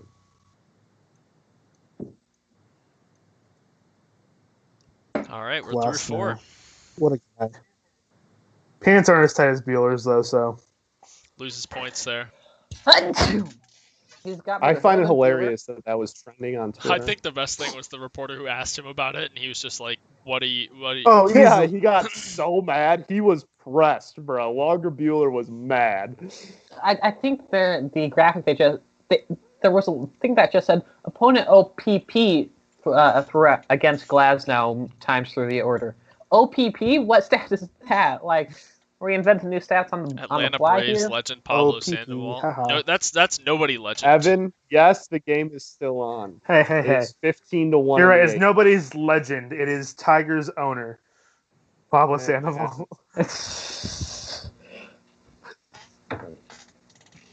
So Justin Verlander, his playoff stats in his career in the DS, 2.52 ERA, 8-1 record, 1 WHIP, and 87 strikeouts in 13 games. Oh my god. CS, 11 games, 80 strikeouts, 3.13 ERA, 0.9 WHIP. Then the World Series, 7 World Series games, 5.7 ERA, 39 strikeouts in 7 games, and has given up 9 home runs in 38 innings. He's just... And obviously we know his regular season numbers throughout his career, outside of like a weird 2-year stretch, are pretty much he's impeccable. just simply not clutch. Shout out to Sonny Gray's 2.95 ERA in the postseason. How'd that work against the Tigers? Hey, he outdueled Verlander that one game, and That then one Vogt time? came in. That one isolated experience. That one time where you ended up losing the series anyway? We're talking about postseason pitchers. Should I join the conversation? No, we don't want to hear from you ever, Diego. We don't want you to talk. We want to cry in pain together because we've never won anything. And you are over there sitting there with 3 rings in 4 years or 6 years or whatever. No one wants to talk to you about pain, okay? You don't know. His series might have been more impressive. I think that Randy Johnson's appearance in the, what was it? Oh, that's the fair. 92 DS when the Mariners took on the Yankees. That's also true. Yeah. I think just pure outing wise, him coming in on short rest and out dueling John Wetland for like 3 or 4 innings, I think that was more impressive than what Bumgarner did in Game 7. Really? Yes. Okay. I don't think it's more impressive than what... I don't think his series was more impressive than Bumgarner's series. I just think outing to outing. Sure. No, that's fair. That Randy performance is definitely up there, without a doubt, Yeah. for one of the best postseason performances ever. The Bumgarner one. I know it's on a much smaller scale, and I probably sound like a homer, but... I'm actually not trying to make fun of Cali right here, but like the Scherzer, like bases loaded, no outs, and getting out of it without giving up a run, like in a DS, it wasn't a World Series, granted, but obviously that's insane. That was good. There's been quite a few elite, and recently too, a lot of really good recently, just all-time great postseason pitching performances. Oh yeah. Chris Sale getting the save. Last World Series, 2019 World Series, was just incredible pitching performance after incredible pitching performance. Mm-hmm. K-Rod shut down everybody in that series. K-Rod was he was like 22 years old or something. Now it's 21 years old, and he was on the playoff roster. He was a child. The A's won. He was nutty. Playoff Strasburg, that's fair. When they actually get him there, he can show out. Yeah. Once you get to that point, it's a whole different ballgame. I think it's incredible how different pitchers will perform in like the playoffs versus regular season.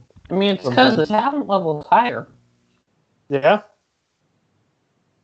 It truly is, and that's like one of the biggest differences. I think it's kind of get overlooked because a lot of people just like to point a finger and say you're bad in the playoffs, like at Clayton Kershaw a lot.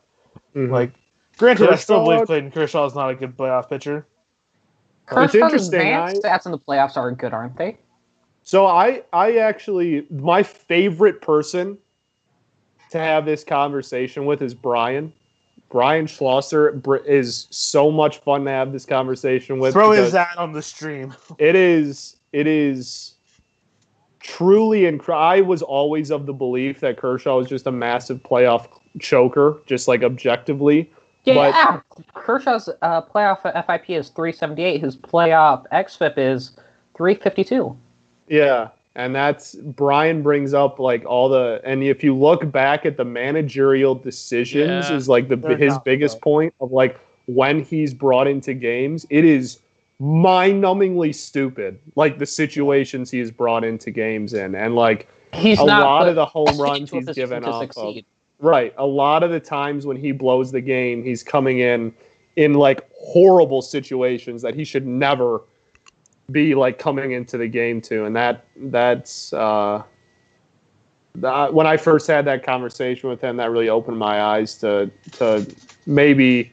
I mean, obviously, like he still gave up, given up a lot of iconic home runs, but the I mean, the stuff cut him a little more slack than maybe the general public does. Was he the one who gave the home run to Soto, or did he give the one up to Kendrick? He gave the Soto? one up to Soto. Because Kendrick was later, right? I mean, was both pitches were well executed pitches. They were just incredibly well hit home runs by two incredibly. Exactly. Christian, the walking advertisement like for the, Sierra, says Kershaw has a lower playoff Sierra than Mad Bum. Christian Big Sierra. Yeah, but Mad Bum has Sierra rings, guy. so. Okay, this is why we don't want to talk to you about this. Mad Bum, Diego. who's throwing 85 this year. Yeah, Mad Bum's not good. Best development of 2020. Prove me wrong. I'm not going to disagree with you, but I still love Mad Bum. Rudy, how does it feel to have both your teams win in back-to-back seasons? How did I just put that together that happened? I forget because he's a Royals guy. I remember he's a Cubs guy. I always forget he's a Royals guy. I just never put together that it was back-to-back seasons. That's nuts. Yeah. I mean, the fall off for both. I mean, the Cubs made the NLCS the year after, but the fall off for both of them has been pretty magnificent, honestly, since then. Oh, the Royals! Like people thought the Royals were gonna people were like 2016 World Series, like preseason. People were like 2016 World Series, Royals Cubs, and the Royals just didn't show up. Yeah, all their good players. No, they had everyone in 2016. Yeah, 16. Alex Gordon fell off a cliff.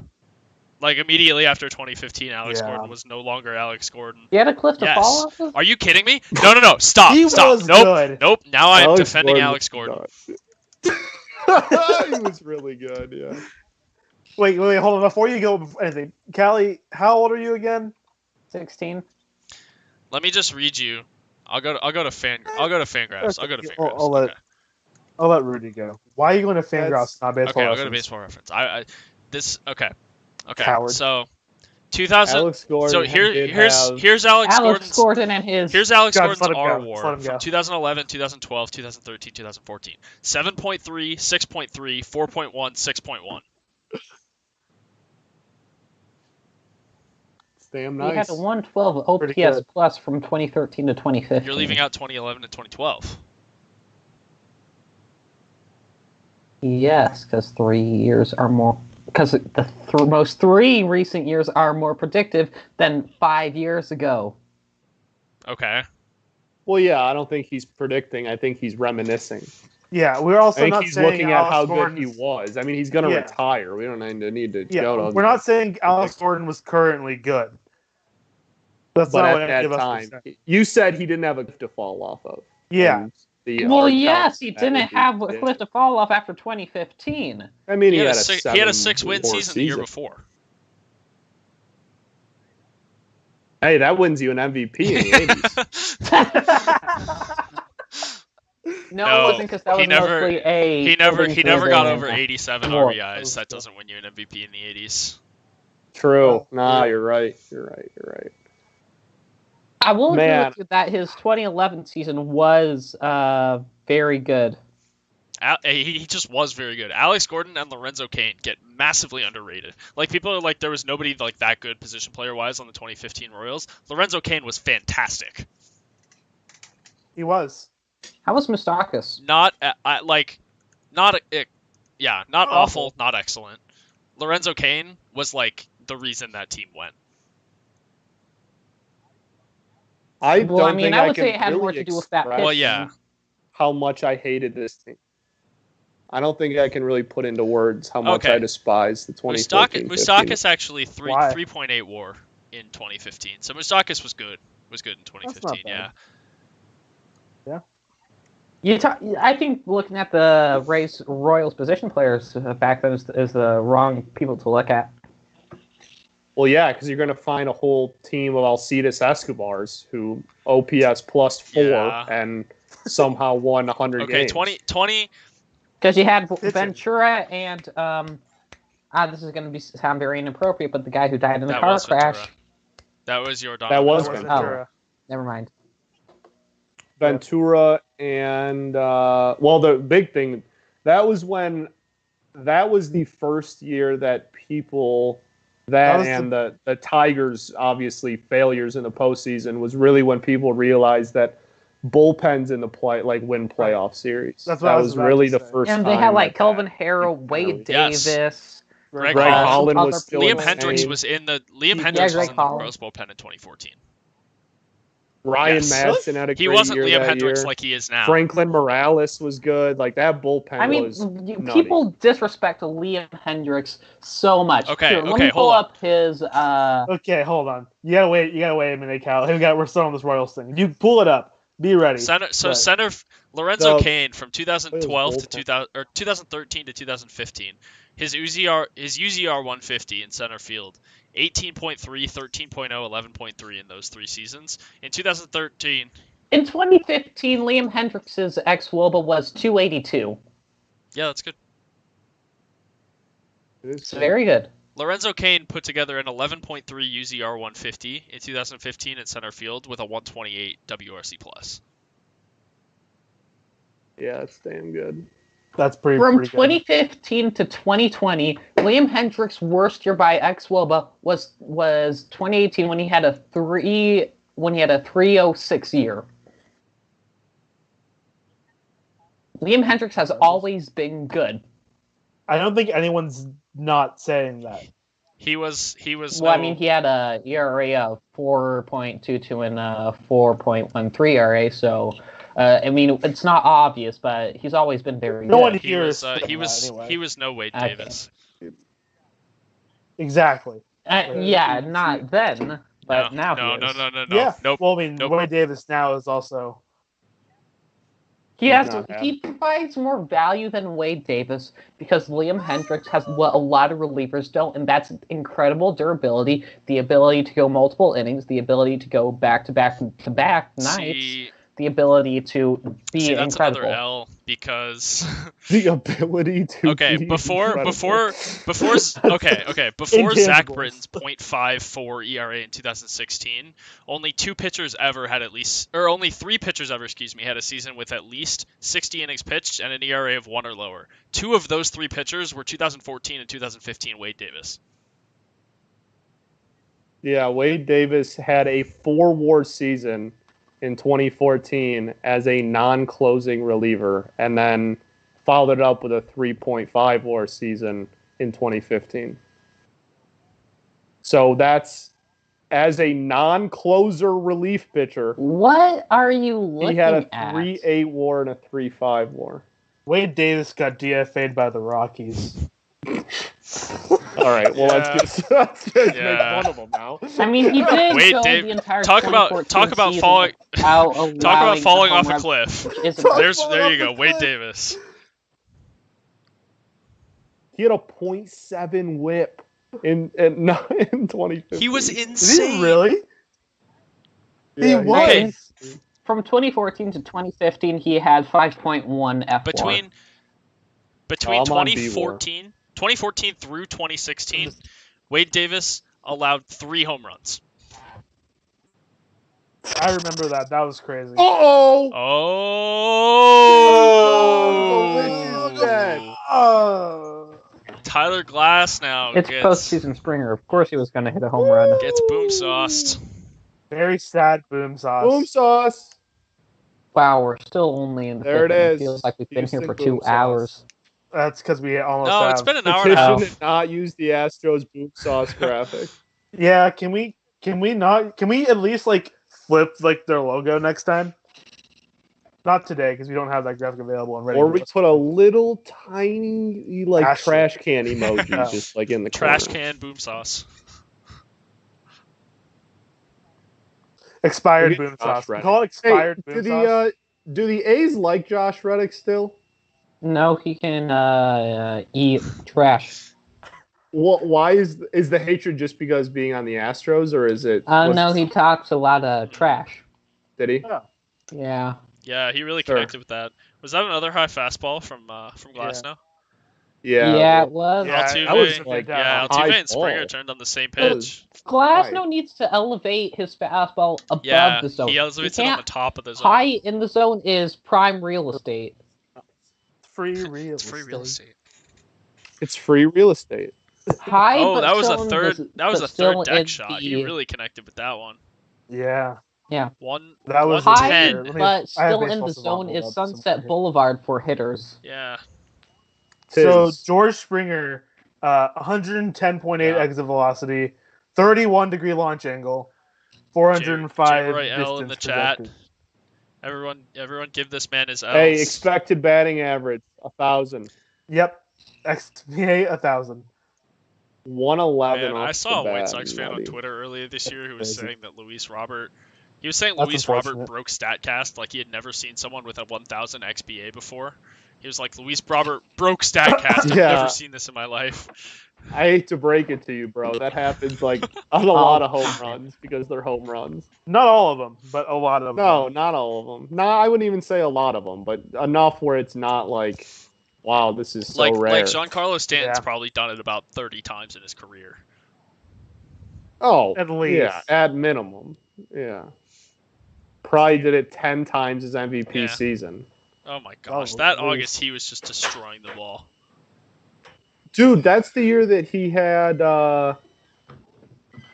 how many like the month of 18 August he had 18 how many home runs? in the month of August. Yeah, dude. No, So- Carlos okay, Stanton, if you're so- out there so listening we were- to this, please. We were You're our friend. talking about this actually like a couple weeks ago, right? Because I remembered that being like Stanton ran away with the MVP, but Joey Votto was like right there with him. Had a He had- fantastic season. Yeah, Good I year. honestly think So you that know, we're it talking. could have Yeah, gone either way, and you couldn't have argued It's- about it. Altuve ground and it's double hard play. You to love to see not it. give Yay. the MVP to 59 home runs.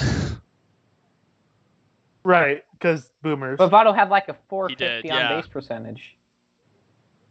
what was their I think difference in Votto WAR? actually outdid Probably not long. Stanton.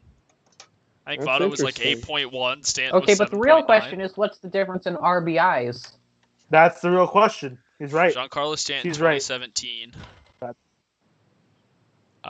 No, 8.0 for Stanton. I think Votto was 8.1. Stanton had 132 RBIs. Oh, Okay, RBIs. so I'll lean if it's only a 0.1 difference. I'll lean to 60 home runs. That's fair. There is a buffer. Yeah, if it was like a like 8.5 versus like 7, then like okay, we can talk. If it's a 1984 Cal Yeah. Ripken, like well, then you just don't vote for him. fair. When was the last back-to-back MVP winner? Miguel Cabrera or 20... Mike Trout. Is Mike I Trout don't on know. back to back? I think Mike Trout always has had 1 year between. Then it's Careful Miggy. talking about he's those like Miggy one MVPs or because two. Trout would have had back-to-back if it wasn't Miggy. Yeah, That's true. You're right. Hey, I do think it. if I do was think he Mike should've. Trout, I'd simply get a triple crown. It's Honestly. not hard. Still, I just Christian remember can watching. cry me a river, and I will drink his tears. I don't care. Miguel Cabrera had a Triple Crown season and then did better across the board the following season. He was never not going to win back-to-back. I remember that. Triple Crown is a meaningless achievement. Give me 2 Grand Slams in 1 inning. That's your MVP? Reasonable. No, it's. I would say I would rather hit 2 Grand Slams in 1 inning than win a Triple Crown. I disagree. Fernando Tatis. So would you also rather throw an immaculate inning than a perfect game? Or like, no? Would you rather throw an immaculate inning than win a pitching Triple Crown? No.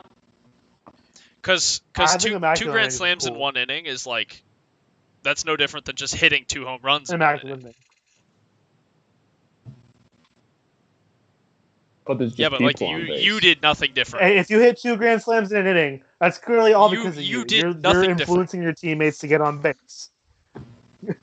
No, you're completely right. It's just cooler to say 2 Grand Slams. I mean, like, obviously it's more rare. It's only happened once. Oh, yeah, it's only happened. Yeah, exactly.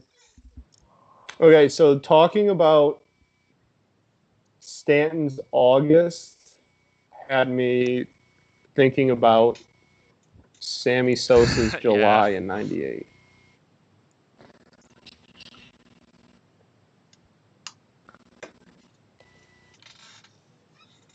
Where he hit 20 home runs in a calendar month. Ridiculous. Oh my god. That's incredible. Scott, look up Cody Bellinger's March and April from last year. How about that was how about incredible Hunter to watch. How about Hunter Yelich March too? and That April one last year. No one cares about any Royals. No one gives a shit about the Royals. So Christian Yelich didn't have like the peak. Like Bellinger had like a 210 WRC plus. Presley's up in the 10 for the Astros. Up in Astros. the 6th inning.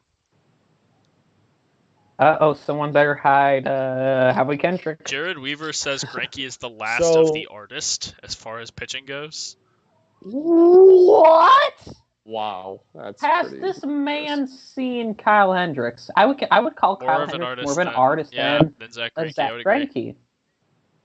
Hey, do Royals fans still love Greinke? I honestly couldn't really tell. I mean, I think so. Or is that like he's been gone for so long that it's kind of like not even the same anymore? Like the other important, like honestly, I kind of forgot. So like he won.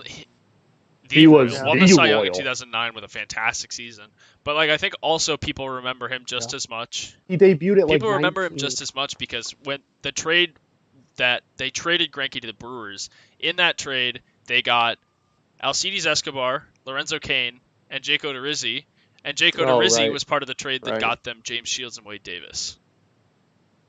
Right. So they really turned him into like their entire core for the World Series. Yeah, that's fair. They basically turned Greinke into a World Series, and I think they'll take it. Honestly, no, like people love to rip on Dayton Moore. That was a fantastic sequence of moves.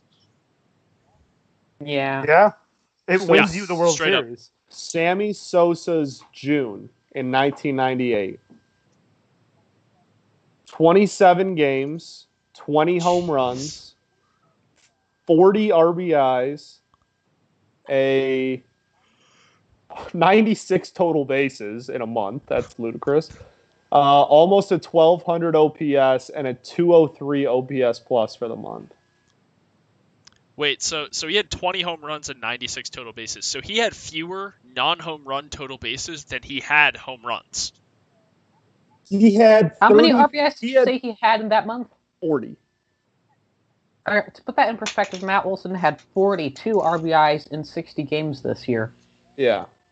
That's he also had, Rudy's absolutely right, 20 home runs on 34 hits. Oh my god. 2 doubles, 0 triples, 20 home runs. How many singles? What? 14 singles. Well, math. 12? 12. 12 singles. 12 math. Singles. Diego, you're the math person. You how many bunts? What are the numbers? How many bunts? That would be a whopping 0. A-Rod's nightmare. Wait, what were the numbers again, Scott?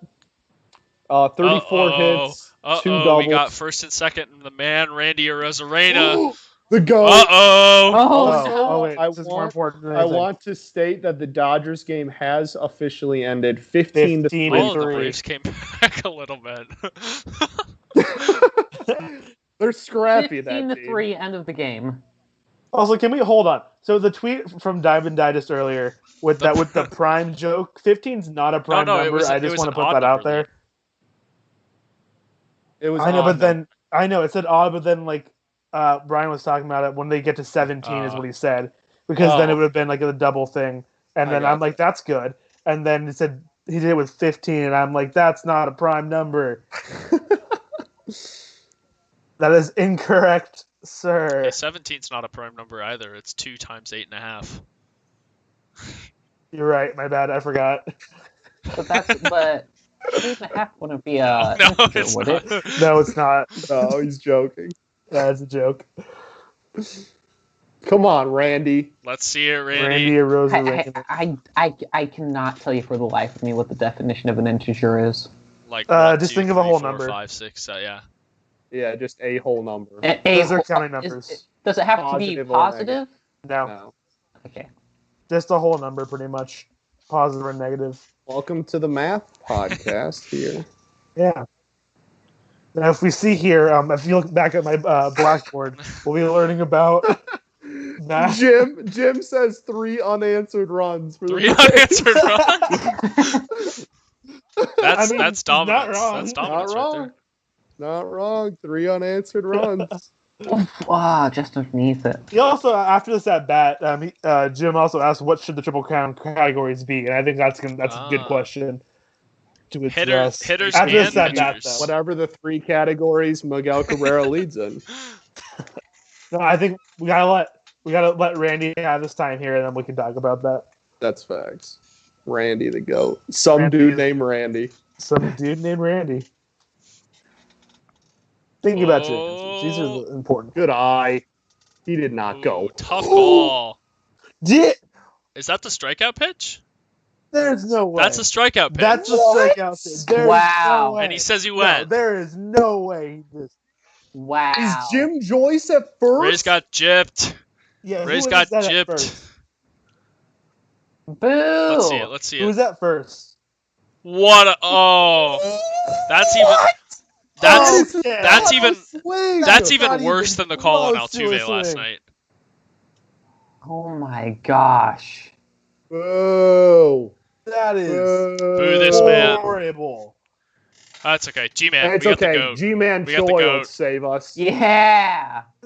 Wait, who was that first though? What's Looks on like second? number I 5 don't or know who's on 15 third. or You're something. right. I don't know. It was on third. First base. Third base.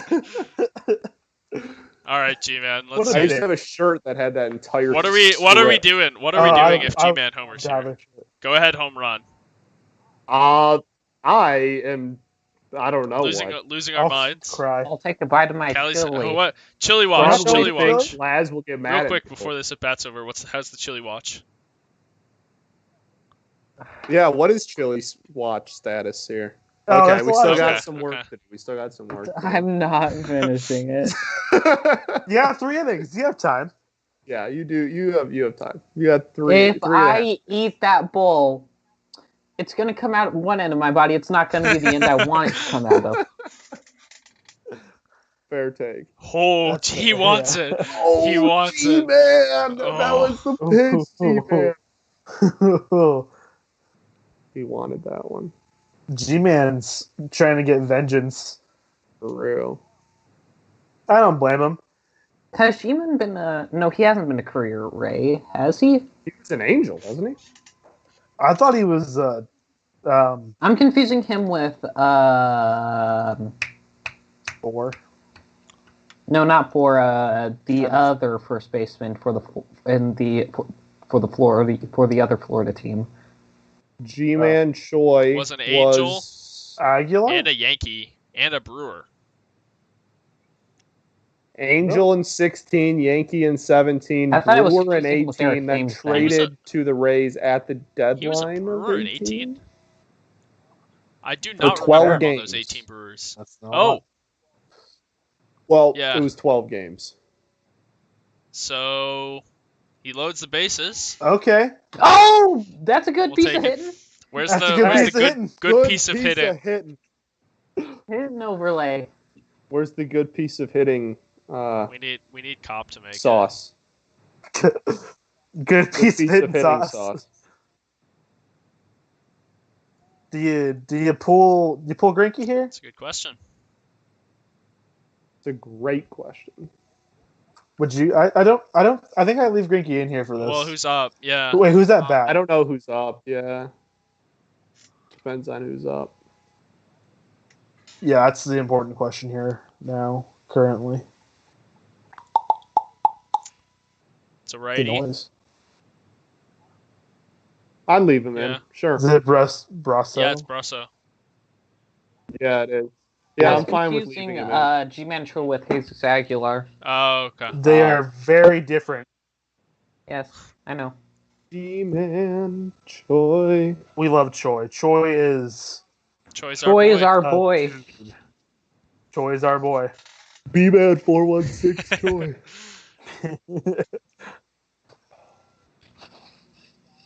So this guy, obviously headlines recently for the Chapman walk-off, right? He went to college at Oakland University, which is in the suburbs of Detroit and is a small university here, the Golden Grizzlies. You would think it would be Oakland? in, Oakland. No. Well, it's Oakland County. Okay. That's the county that the school is in. Be real Well, it honest. should be called Oakland County College, not Oakland University. Well, it's a university, so. Oakland County University. I don't know if Oakland I've heard City County University before for any school. I have. There you go. There you go. But yeah, he went to school like Oakland 20 State minutes University. from my house. Oakland's not a state. I got mad about this last time when San Jose State beat Arkansas Wait, so when did San Jose Another State beat tough call on Arkansas? the inside corner. last year. San Yeah. Jose State's bad at football. Consistently. Yeah. Arkansas was those, bad at though. football that year too. Arkansas is always bad at football. Well, not anymore. We were going to beat Auburn, but the refs boned us. We were gonna beat. Oh, that was when he threw it backwards, right? Yes, it Yeah. should have been a fumble, and Arkansas fell on the ball. But it was... Come I'm very on. disappointed. I want a grand slam. Yeah. Grand boom sauce. Well, we missed Good our. eye. Good eye. I guess we didn't really have any opportunities for a Grand Slam before this, but Oakland, Boom sauce Matthew, deluxe. Oakland is a basketball school. They actually make March Madness pretty consistently every They once do. in a while. I What did remember. UMBC. I remember. It's a it's a very good basketball program. Couple of NBA players from OU as well. Mhm. Not a Like- baseball school though, which is why this is so weird. Hey, if Brosh, however you pronounce his last name, if Mike gets a walk, if Mike, If Michael hits if Mike gets a walk, Joey Wendell, he's got some big hits this series so far. Yeah, he's had a great True. series. Defensively, been on another Yes. planet. Hear me out. Also hits a grand slam. Alternatively, But that's a rally killer. You don't That's want true. that to happen. Can't kill you're this right. rally. My bad. Forgot about All right. You gotta go for good pieces of hitting, Diego. You're the boomer in Too you much is not cayenne in not the a chili. chili enough. We're that. I'm a whopping 21 years old. I'm too boomer for 3-2, this. full count. 2 outs. Come on. Oh. Come on, Michael. Oh, that's a nasty pitch. You hate to see it. Astros have the That lead. is a Yeah, I think nasty- Frankie's probably done for Yeah. the night, right? I didn't 92 92 pitches? pitches? Heck of a- Yeah. Yeah, he's done. He's Yeah. done. A lot of those high stretches at the end there. They've Seems been like, warming up what's his face for like Seems an like 8.5 they've got a now, pretty too. quick leash on Greinke. All right, this I'm gonna postseason. go put my chili in the fridge. I'm gonna go get myself some water. I'll be back. Wait, what was the That- final? you deserve that. You deserve What was the final? Wait, what's the final? Oh, she can't hear us anymore. the final. watch. For Chili. the chili count. Yeah, I think she got halfway done with the second bowl. Impressive. Do we want Not to just bad take at a all. quick break overall here? come back for the top of the inning? Sure. All right. Sure. We will do that. We'll be right back.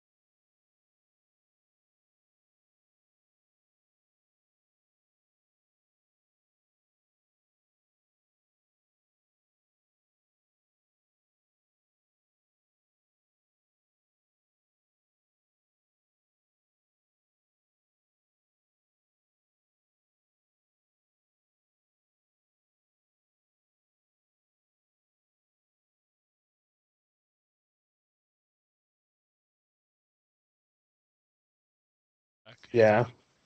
All right. So we're back. Scott is not with us yet, but All right. we're here for the bottom of the sixth. There he is. Oh, look. You just say his name and he shall appear. Scott's really good at just popping That's up what right I'm when we need about. him. You just say that. You just think about my name, and I just Swinging show bunt. up. Uh-oh. That could spell trouble. Oh, and No. Bregman. Somewhere A-Rod's smiling. Yeah. Throw it to first. Throw it to first. He turned very, very much towards second base. If you get to that ball quick, you can probably tag him out and get him called out.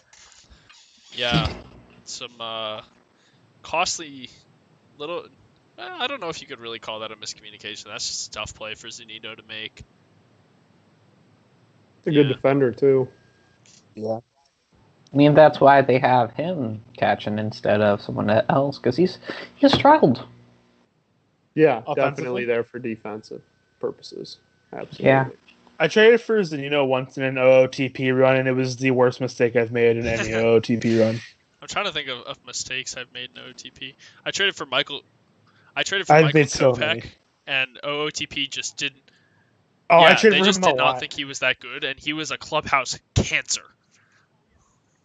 Oh yeah, that's the problem with him. In OOTP, he's a clubhouse. Like, I got rid of him, and it's like the players are secretly happy you traded away Michael Kopech. Oh, what a That was a cannon. Oh. Absolutely yeah. great throw. That was a great play. So, fun fact, Willie Adames, Oakland University. no, Detroit Tigers. That's also fair. Willie Adames was drafted by the Tigers, came up through the Tiger system, and was traded to the Rays for A player. Money. David Price. Oh. That was a terrible trade for the Rays. Wow. Willie Adames. They Was it traded. Adames? I thought it was Adamas. I thought it was Adonis. I said a Dames. Sure, whatever. It's definitely Okay, not okay. that. Definitely wrong. Willie Dames. But yeah, it was him, and they also got, it was a 3-team because they got what's his face from the Mariners. 3-team. Cano. I'm trying to remember like good 3-team trades this year or last year. Crew? Yeah, I feel like the 3-team trade is. Who did they get? It was, forget his name.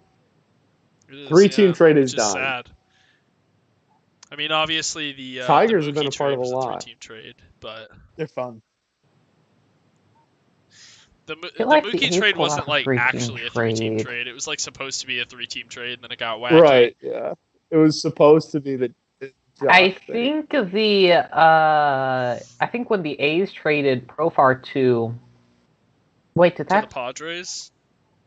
did Glasnow just throw a fastball 91 miles per hour? Is he okay? The That last pitch pitch was a curveball on Yeah. the top of the zone. The last pitch was not a fast. You might be ahead. I'm You're behind. either ahead or behind. I don't What's the know, count? Matthew, I don't know if Souza for Trey Turner is better than Curtis Granderson turning into Austin Jackson and Max Scherzer. Christian Javier in the pen. That's interesting. That's a Yeah, debate. Cal, you were That's a behind. debate to have.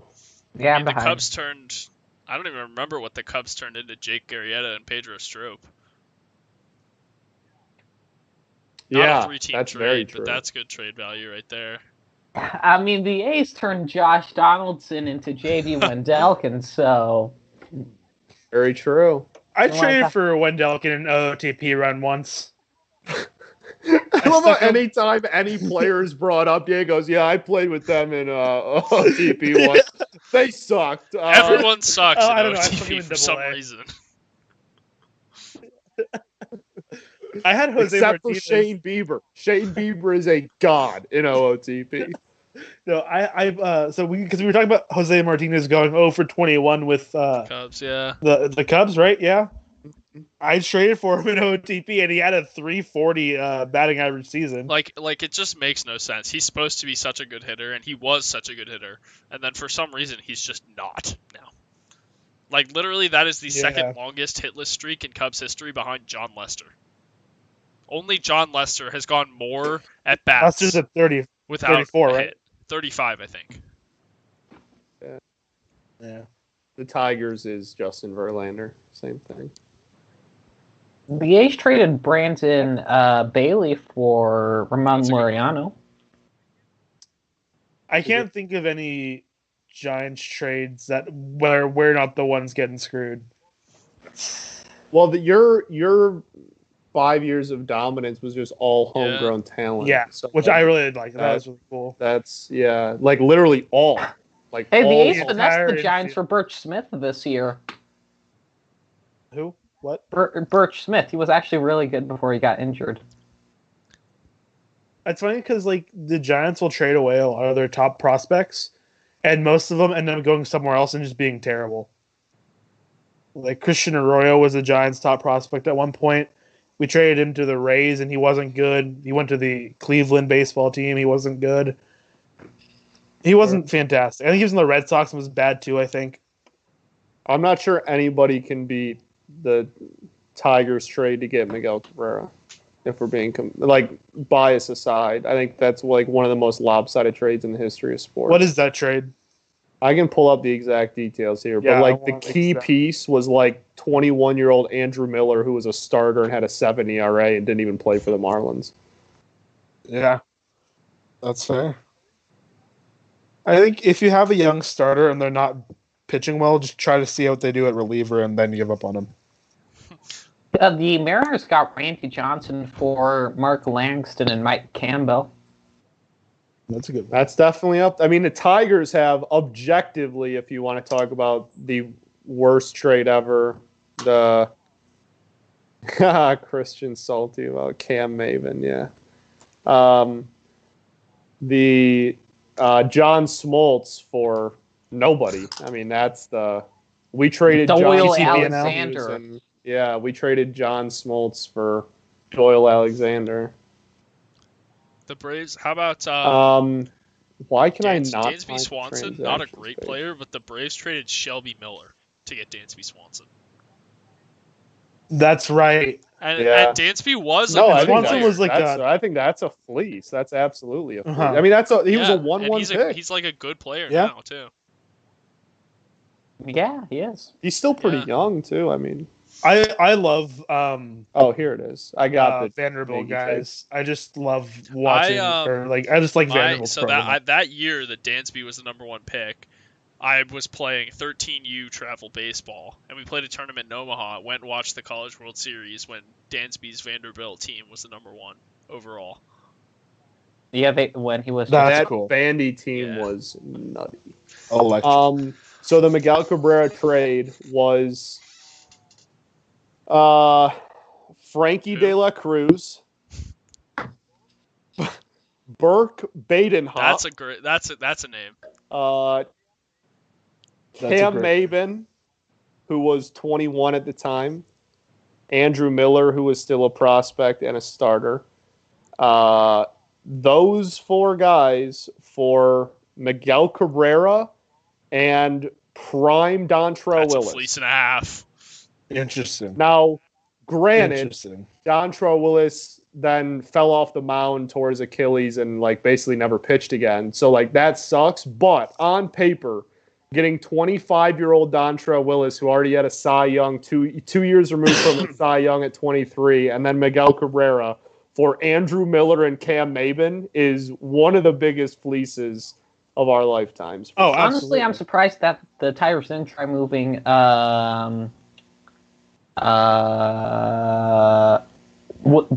to DH.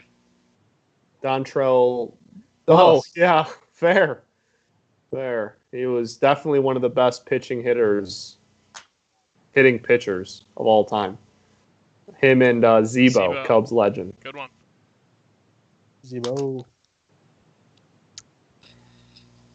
Yeah, if you want to talk about bad trades, that Donaldson one is.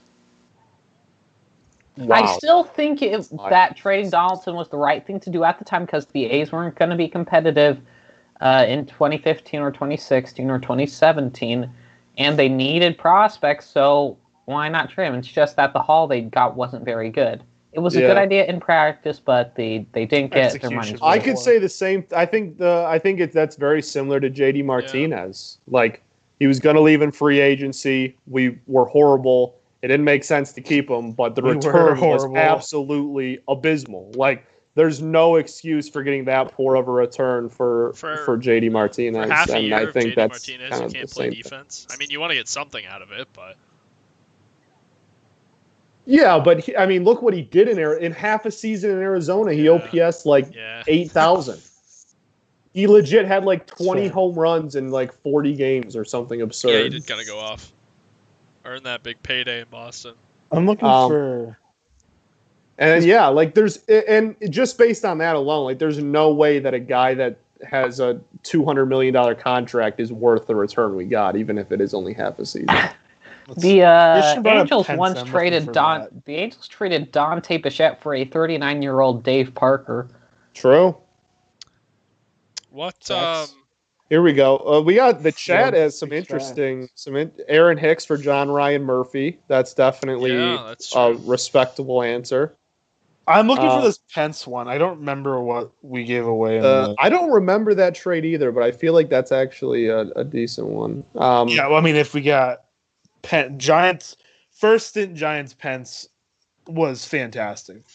The Angels were going to send one of Howie Kendrick / Brandon Wood, one of Irvin Santana / Joe Sanders, and Jeff Mathis instead. And Cam Mabry gave Detroit Miggy.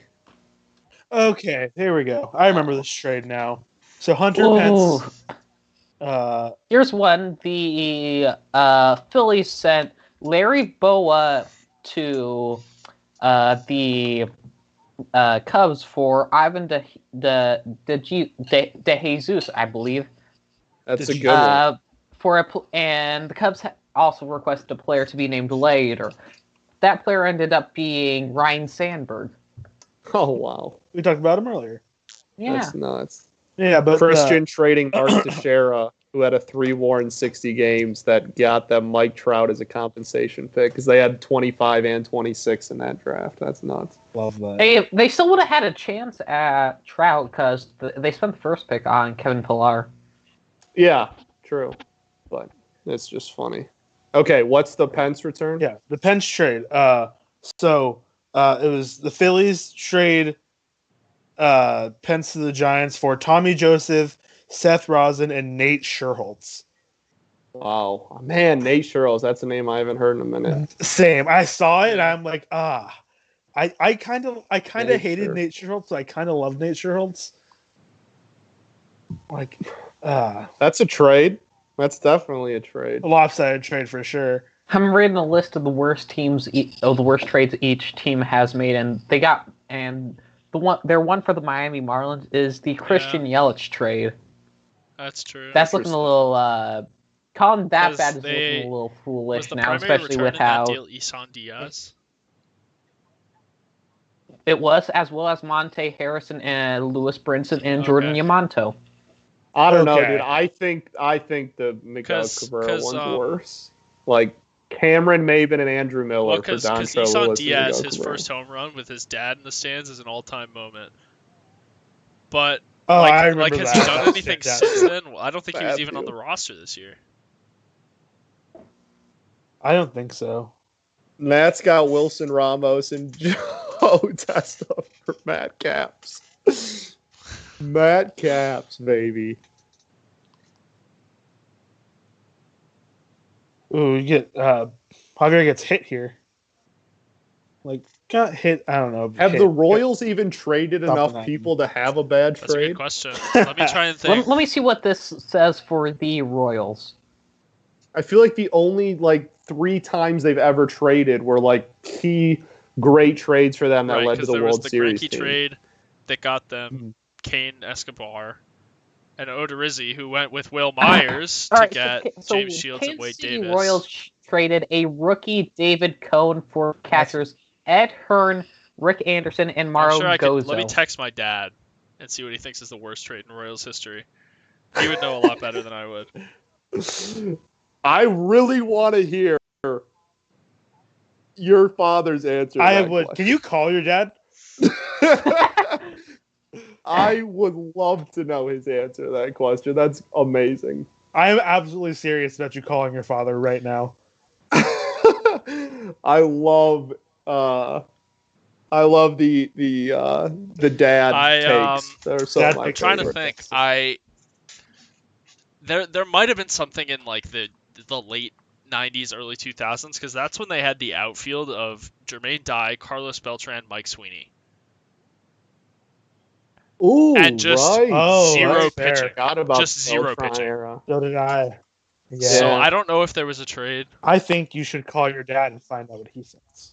I legit forgot. Whenever I think of Jermaine Dye, I only think A's and White Sox. Yeah, Yeah, because that's fair. the Royals still lost like so many games with those three guys. Right. I totally just blank on his entire Royals career.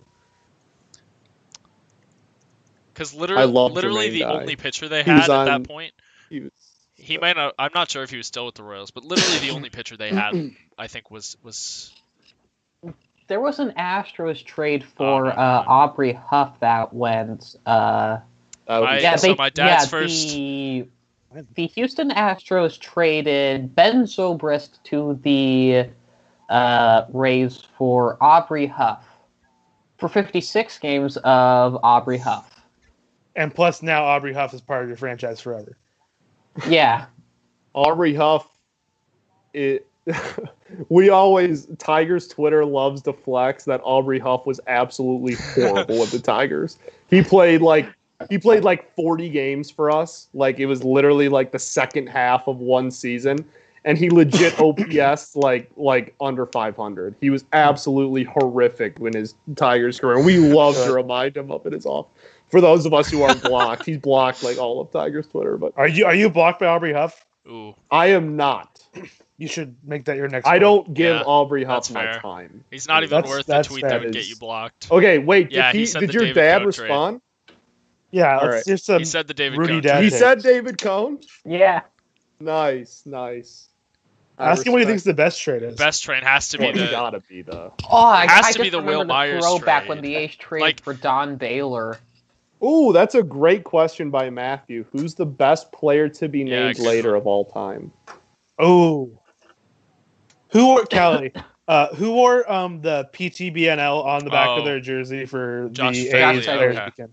It was Fegley. That's right. I remember that. David That Ortiz. was so good. David Ortiz. Yeah, that probably is. That's it. That's the answer. Well, Coco Brantley Chris was a player also to be named one. later. Brantley was also one because Brantley was the player to be named later for the Sabathia deal. Okay, let me see. So Moises Alou, player to be named later. That's a good one. Scott So Brosius. here's another trade There's that's some not good great names. for the Royals. 3-team trade. June of 2004. Royals trade Carlos Beltran to the Astros. 3-team trade. The Astros or the Royals get John Buck, Mike Wood, and Mark Teahan. Nice. For Carlos That is Beltran and brutal. cash. Yikes. That is rough. Might as well ask for Mark Apple in that trade. Yeah, so that's not a great one either.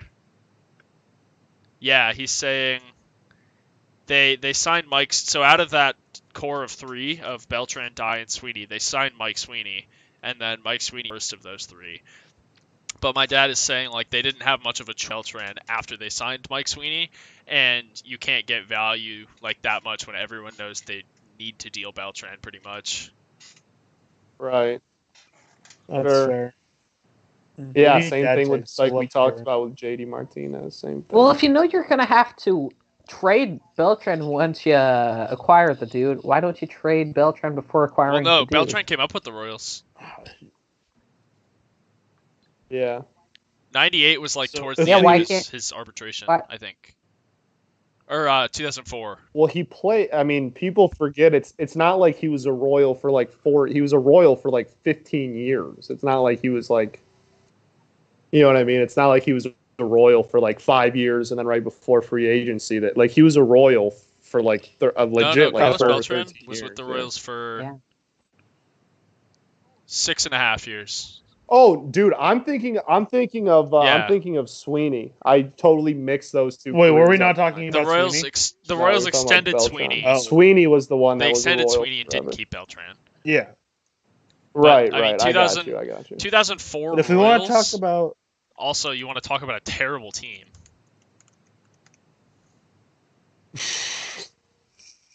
I'm finding That's their fair. record. But like, as far as it's gonna go back to the player to be 2004 named later Royals, bit. 58 and 104. If you go by WAR, Sorry, continue. if you go by WAR for this player to be named later, as far as top players, Coco Crisp, who we talked about earlier, All number right, 2. all right. Yeah. Wow.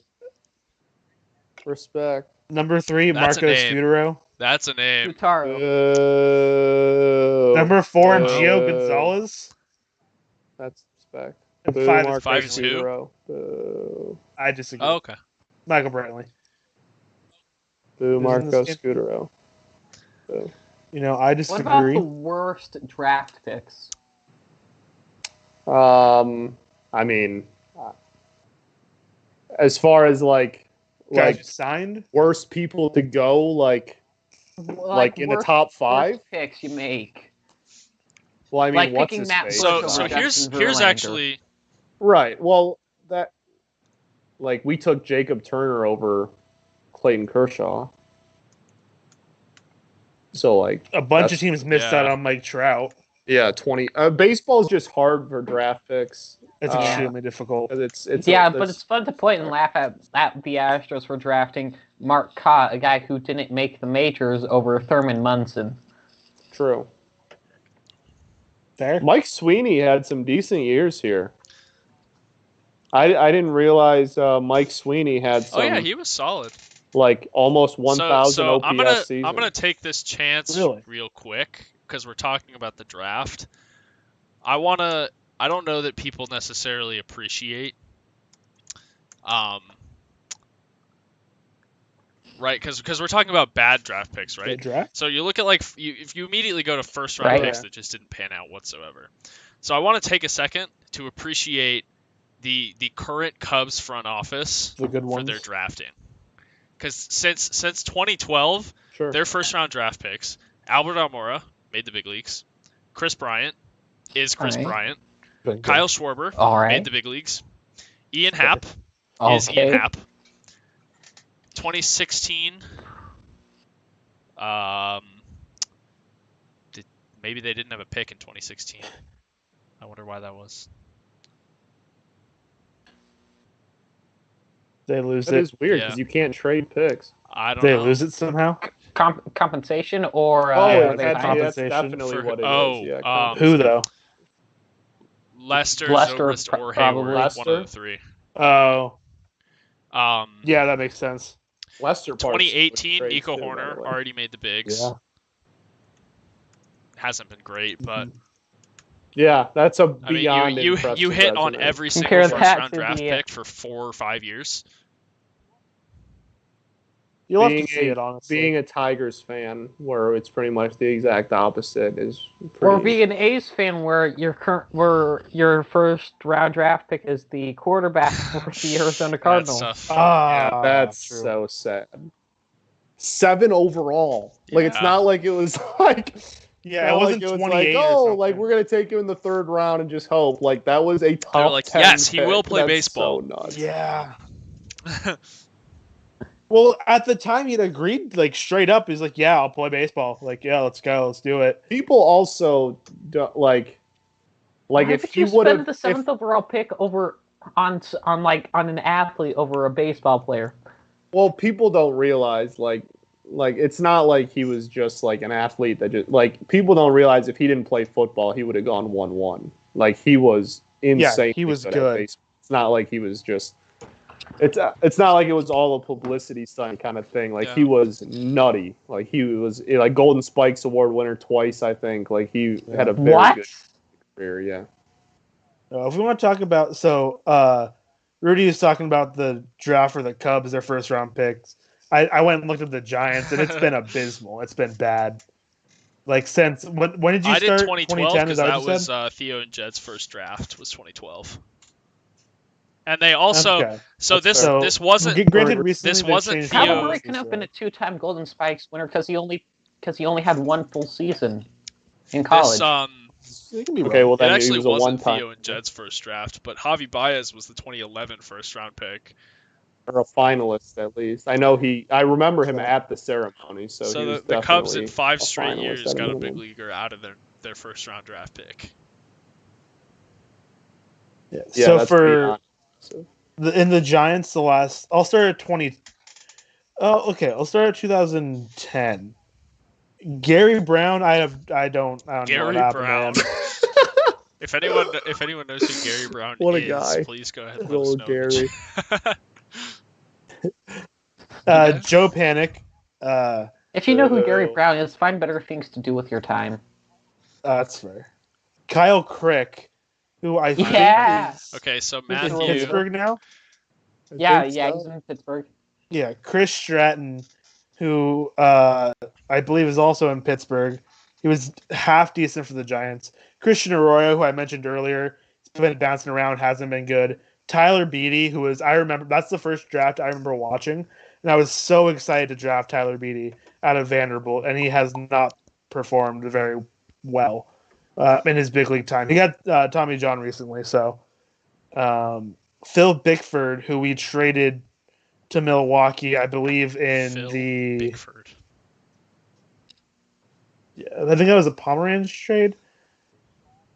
I don't remember. Chris Shaw, who they don't refuse to bring to the big league level, and that's in 2015. We didn't have a 2016 pick, and then Joey Bart in 2018, Heliot Ramos in 2017, and then the Bishop and Bailey the last couple of years. I thought Adames was going to make a fantastic play there. Yeah, me too. So the A's. You want me to read the A's first round pick since Matthew 2010? Says in the chat, Nationals first rounders since 2009. From 2009 to 2012, Strasburg, Harper, Rendon, Giolito, and the other name he puts in there is Brian Goodwin. I don't know if you can really, in good faith, put Brian Goodwin with those other four. Hey, major leaguer. He's a major league player. I just don't want to talk about Brian Goodwin.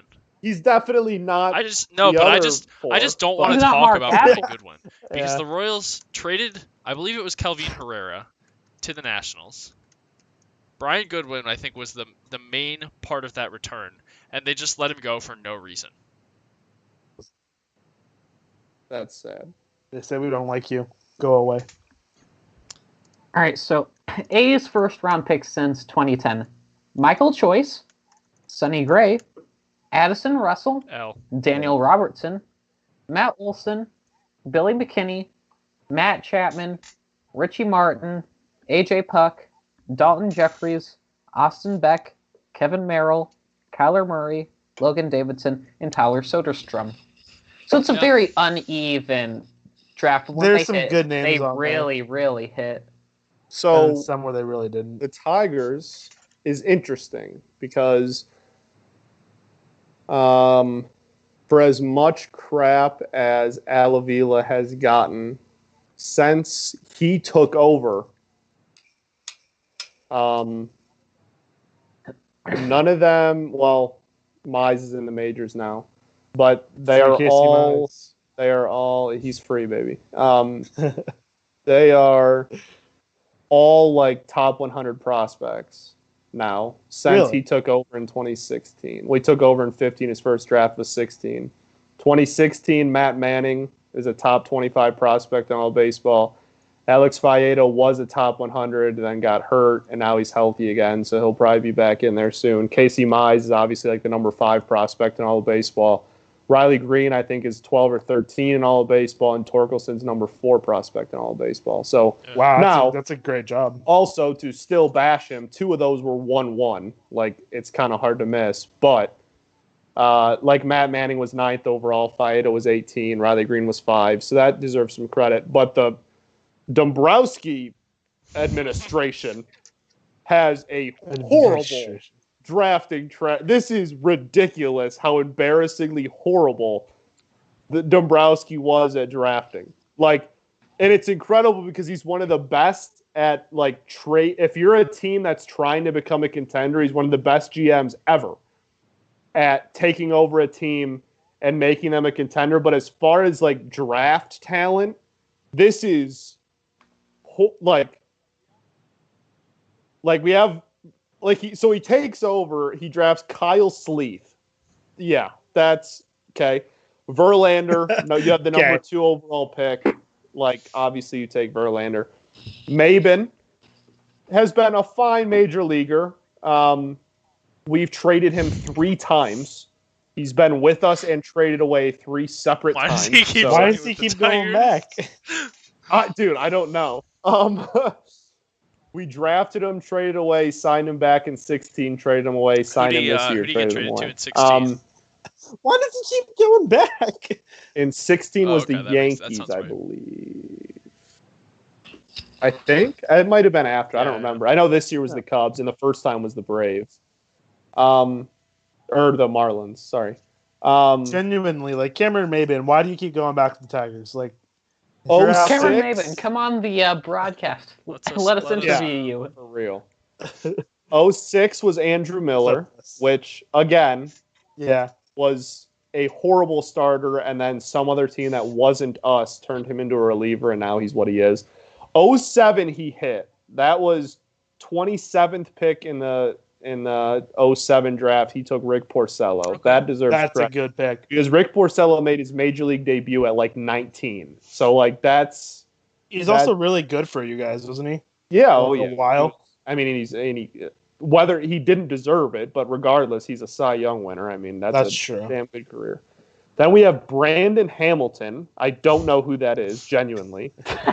I legit have never heard of him before. I don't know who that is. I know Gary Brown was. Then we have Ryan Perry in 09. Ryan Perry was supposed to be the closer of the future. Then at 23 years old, gave up a walk-off grand slam to Nelson Cruz to eliminate us from the postseason and never pitched again. Yeah, you love that's a storybook ending if there ever is one. Then I guess 2010 in the compensation. Well, 2009. Then we have Jacob Turner, who was famously drafted right ahead of Clayton Kershaw and was also a pitcher. Then 2010 we have Castellanos, which is good. Then we have Chase Ruffin. It's a good name. Don't know who that is. it's a good name. Apparently, he was a Mariner as well. Then we have Jonathan Crawford, who also never made the majors. 2014, we have Derek Hill, who was at one point the number 40 prospect in baseball and is now finally made his major league debut this year. He was drafted at 18. He's just now made his debut this year as a first-round pick 7 years ago. And he's an incredible plus defender and literally can't hit like 190 at the major league level. Mike Zeno. 2015 was Kristen Stewart. We've already talked about him. And then Bo Burrows, who was also at one point a top pitching prospect in baseball and just looks like he sucks. I thought Bo Burrows was a comedian. Yeah, that's Close. close. Burnham. Close. For as great as Dombrowski was for so long at keeping us as a perennial contender, not a good drafter, and anyone that was drafted was traded. And Avila has actually done, again, 2 of those 5 picks were like number 1 overall, slam dunk, can't miss picks. So that's kind of, whatever. But to give credit where credit's due, not the worst regime. You talked about Clayton Kershaw and how the Tigers passed on him. I want to direct you to this quote by Dave Roberts in what MLB Network said. Dave Roberts said, "We're going to start Clayton Kershaw tomorrow." MLB Network said, "The Dodgers turn to their ace." Interesting. Is Kershaw the Dodgers' ace? Interesting. I don't know. I would say Kershaw isn't even their second best pitcher. Well, okay. So I mean, Buehler is their ace. I will say Buehler is their There's ace. a case to make he's is not Kershaw even number still 3. an ace? Yes. Yes. So I don't think it's entirely out of pocket to call him their ace, as in an ace that belongs to the Dodgers. I think it's also right. There's also like correct, but yeah, obviously that's not what it means. Comes like I think that's more of a respect token. Like he's been the ace of that team for a decade now. So, but he's the 4th pitcher on the depth chart. Is he? Right. But that again, I think because it's Buehler. May. No. Gonsolin. Kershaw is not. Dustin May is not better than. Kershaw is definitely not. Wait. Here's the other thing. Scott, you said Kershaw is definitely not ahead of No, that's May? also not even. As far as if I was the Dodgers, if I was Roberts and I was given If Kershaw was 100% healthy, I'm doing Buehler game 1, Kershaw game 2. I'm not starting May. No, absolutely. And going back to Cali, what you were just saying, how like he's their 4th guy on their depth chart. Well, it's just because he's not 100% right now. That's the only reason. He would have started yesterday if he were 100%. Yeah. Well, yeah, I'm not arguing that. I'm just. You're just genuinely saying Gonsolin's better than Kershaw? I would argue that case. I mean, Gonsolin led the Dodgers in WAR this year. I mean, I think there's a difference also just between like objectively who pitched better this season and who are you going to give the ball to in the playoffs. Like, at no point would it ever cross my mind to give May or Gonsolin the ball over Clayton Kershaw if he's 100%. How many healthy. pitchers? Well, yeah, I'm not saying that. Just to me, no, that's my the point. ace That's my for your team is your number 1 starter, the starter that your opening day starter. Well, we can all agree that's no longer Kershaw. That's Buehler. We can all agree to that. For sure. I mean, Clayton Kershaw had the same amount of start as Julio Urias this year. It's because he wasn't healthy, right? Well, I mean, he did lead the Dodgers in games started. Did he? Yeah, 10. Oh. Tied with Urias and May. The GOAT is in the hole. Oh, baby. Just getting men on base. With Manuel Margot. But going by at the FIP, plate. Yeah, Margot. that's not a recipe for getting on base, I will say. Being Manuel Margot? Yes. Just genuinely existing as Manuel Margot. Just being Manuel Margot. That not a good manifest. recipe to get on base. Yes. Yep. 3 pitches. excuse me. Yeah. Ugly chase. Well, now we got Randy, so that's better. Randy's on deck. All comes down to nice pitch. You see the spin on that thing? Yeah. I love Meadows. It would be pitches. great for time for one of your homers, buddy. Yeah, no. We Where's the rally killers? not Everyone at knows one. that.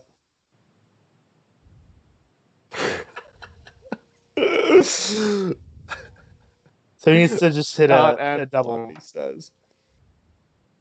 Ooh. Double down the Buehler line. was actually kind of mediocre this year. He had a 4.36 FIP. Yeah, he definitely didn't have a lot of people had him as preseason Cy Young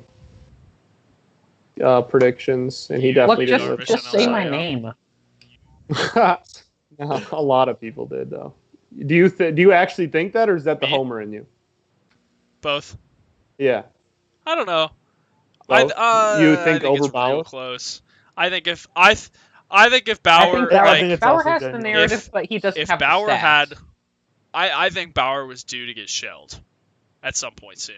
Like, Bauer was allowing way more hard contact than his results indicated.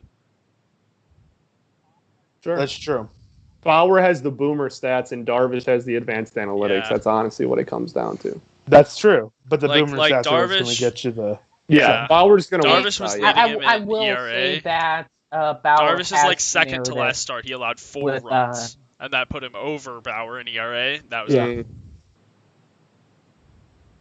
that'll do her. If you want to talk about people that benefited the most out of a 60-game season, Yep. Trevor Bauer is yeah, number one. Easy.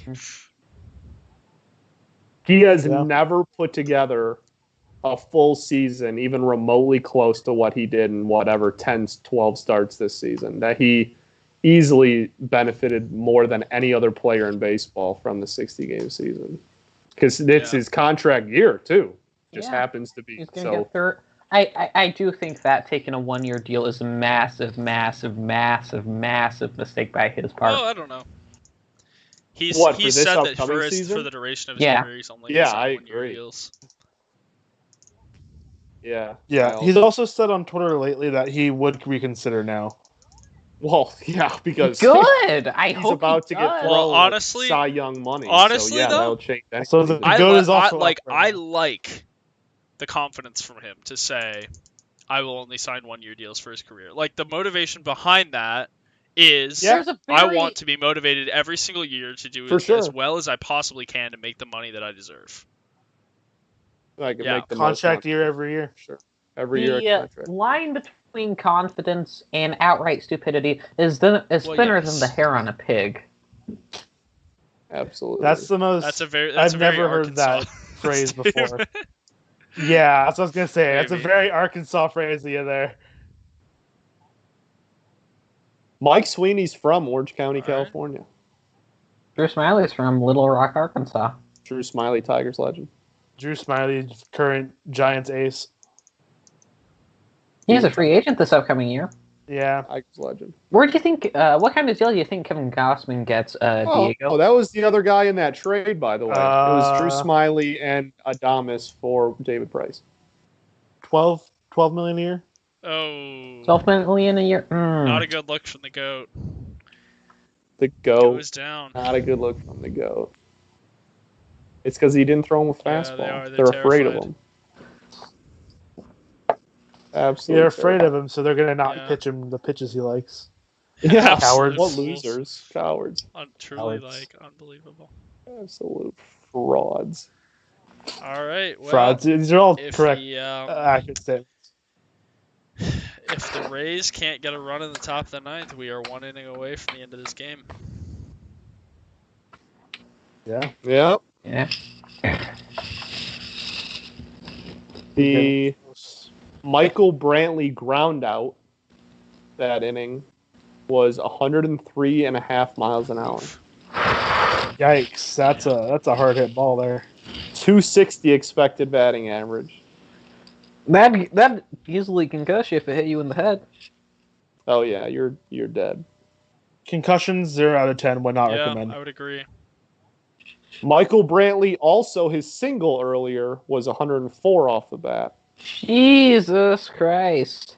Hit ball hard. He's seeing the ball pretty damn well. Hit ball hard, get hit or the Rays, not. I think. The Rays gave up their secret in Game 2. I don't know if you guys saw the clipboard said hit ball hard. Yeah. Hit ball hard. But yeah, there have been some pretty hard hit balls this game. Well, interestingly, if you look at the starting comparison, it's 4-2 Astros. The Greinke only gave up 3 hard hit balls in his start, which is over 95 miles an hour. And Glasnow gave up like 7, 1, 2, 3, 4, 5, 6, 7, 8, 9. In 6 innings, he gave up 8 hits, 9 hard hit balls. Kind of got shelled. That is a lot of hard contact. He now has a 6 ERA in the postseason too. Yeah, and Greinke only giving up those 3 hard hit balls too is impressive. Which is crazy considering how soft he throws. Yeah. Well, I mean, you need to give power to get power back. True. But I mean, slower balls are easier to time and square up. Yeah, generally. But harder thrown balls get hit harder because that's they have more energy, potential energy. Yeah. Correct.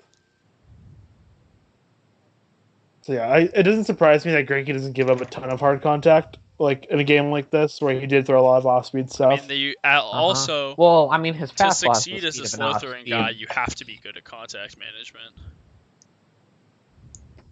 Yeah, which he is. I mean, like Greinke, Greinke, good contact manager. Kyle Hendricks, good at contact management.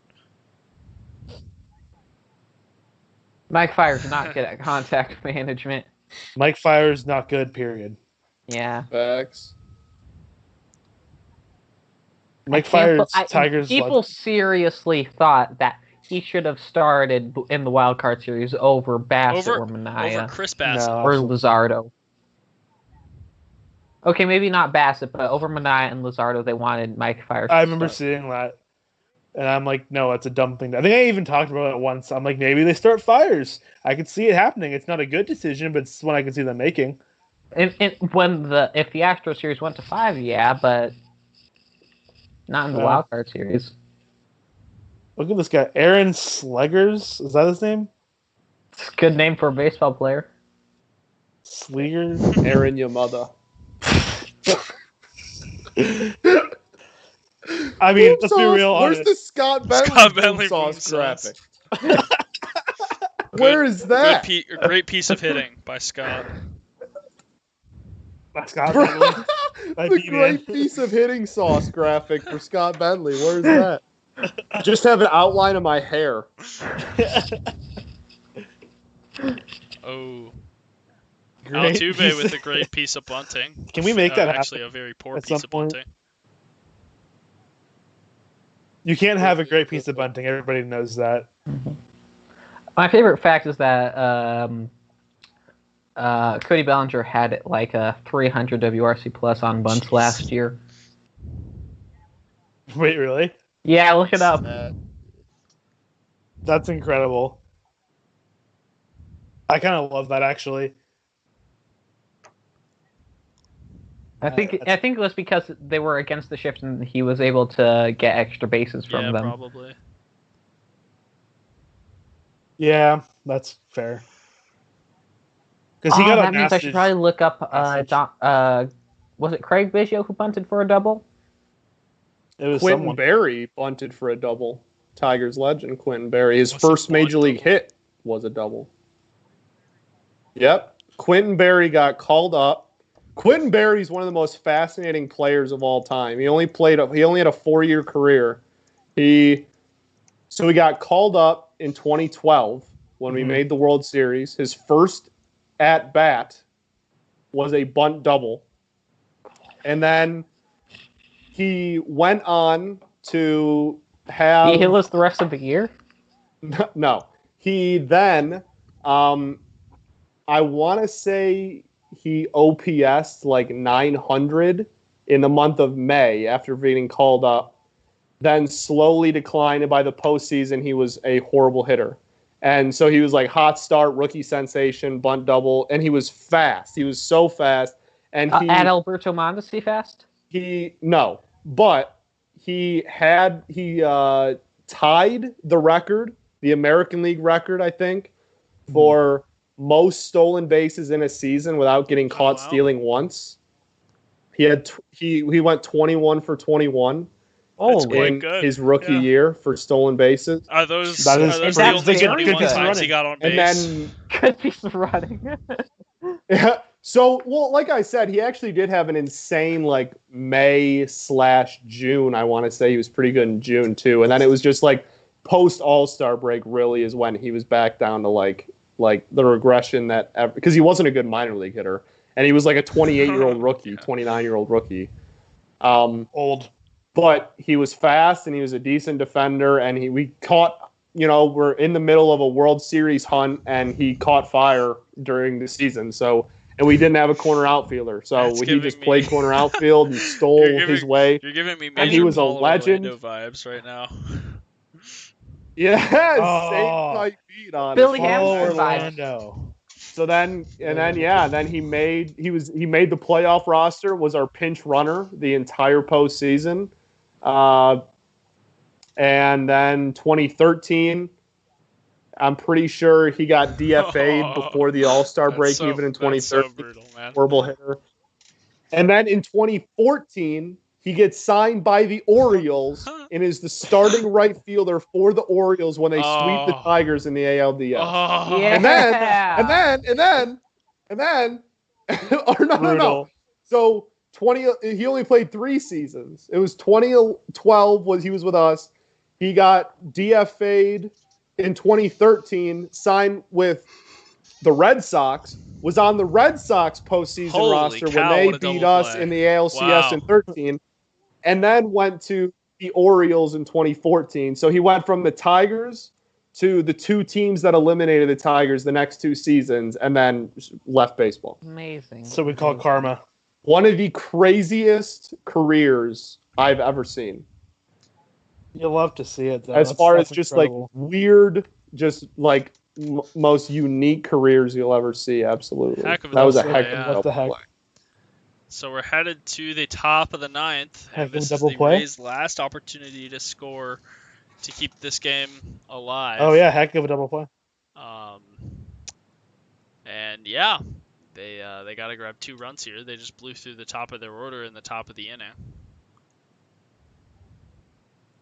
Do we know The GOAT who is will not be pitching making next the team. game if Houston holds on? For who? Just the matchup? That's a good question. Are they? I mean, are teams going 4 days I'd rest? imagine it definitely wouldn't be announced. I feel like if I'm the Rays, I would go Blake imagine. Snell again, right? You want to clinch. Yeah. I mean, when did Morton pitch Monday, yesterday? 2 days ago. Yeah. They want So Morton Snell, pitched Monday. Morton. I mean, you can justify Morton. I mean, Monday to Thursday, you can justify that. But they don't have to. Is the thing. No, but you also don't want to give the Astros Astros 3-1 series lead. Why would you pitch your best pitcher? Why would you pitch one of your best pitchers on short rest? It's a good point. Sure. I think short rest should be saved for elimination scenarios. Yeah, that's fair. Yeah, that's agreed. Fair. You probably go Snell then. I mean, that's Snell. Snell's still very good. For Snell. Yeah, it's a good. They have a good problem here. Who do the Astros throw out though? Christian Javier already pitched, so that's a not great him. Question. That might be a bullpen game, honestly. Or a piggyback game. I think it would have to be a piggyback game. When did Framber Valdez pitch? Did he pitch game 1? Didn't he? I thought.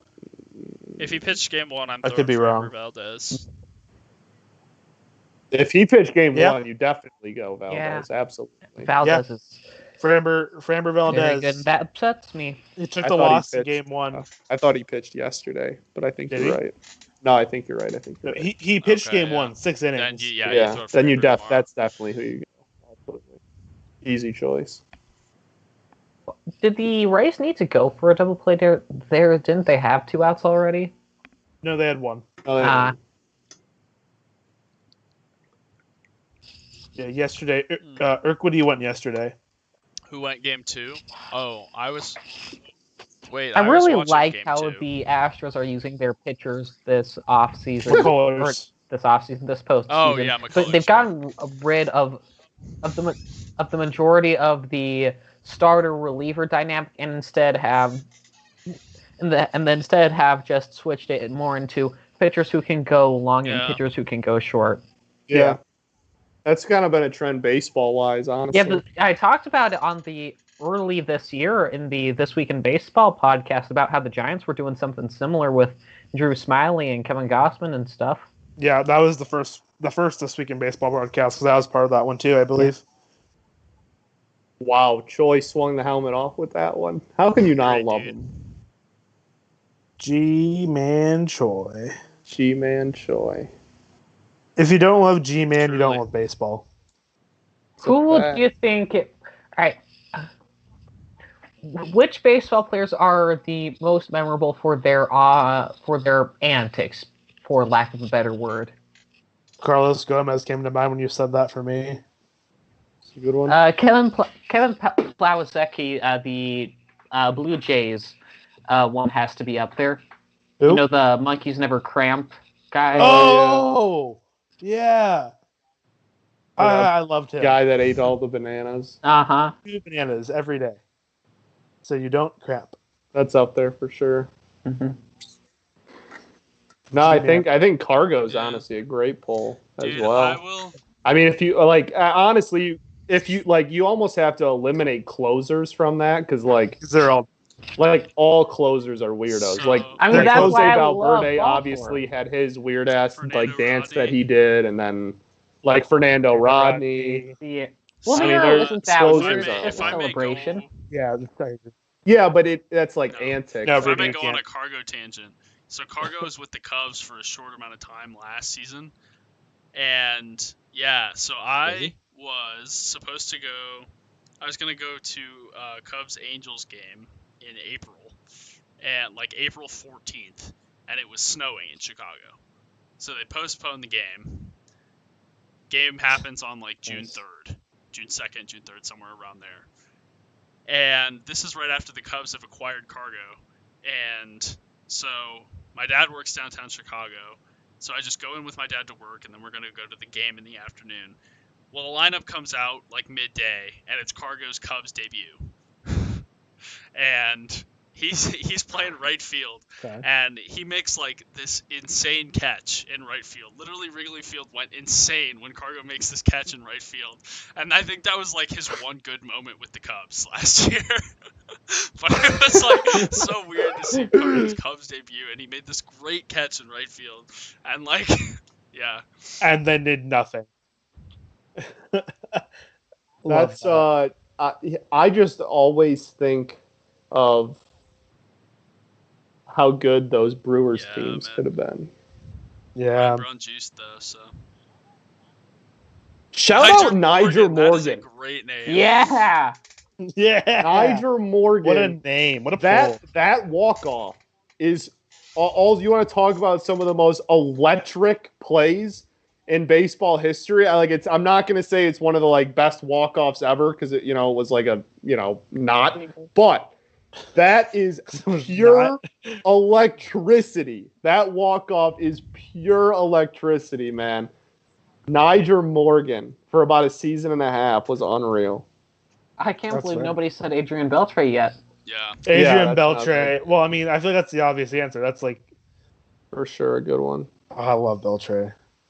The on deck. Elvis Andrews. Be goated. Honestly, remember when Andrews felt like he was going to be a perennial MVP candidate, him and Odor? Yep. Yeah. Joey I'm Bats, glad that didn't happen.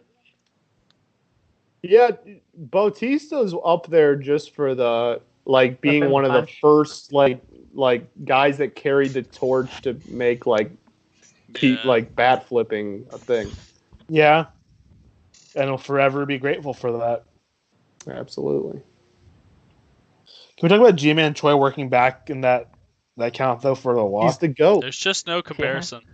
G-Man GOAT. How can you not love G-Man?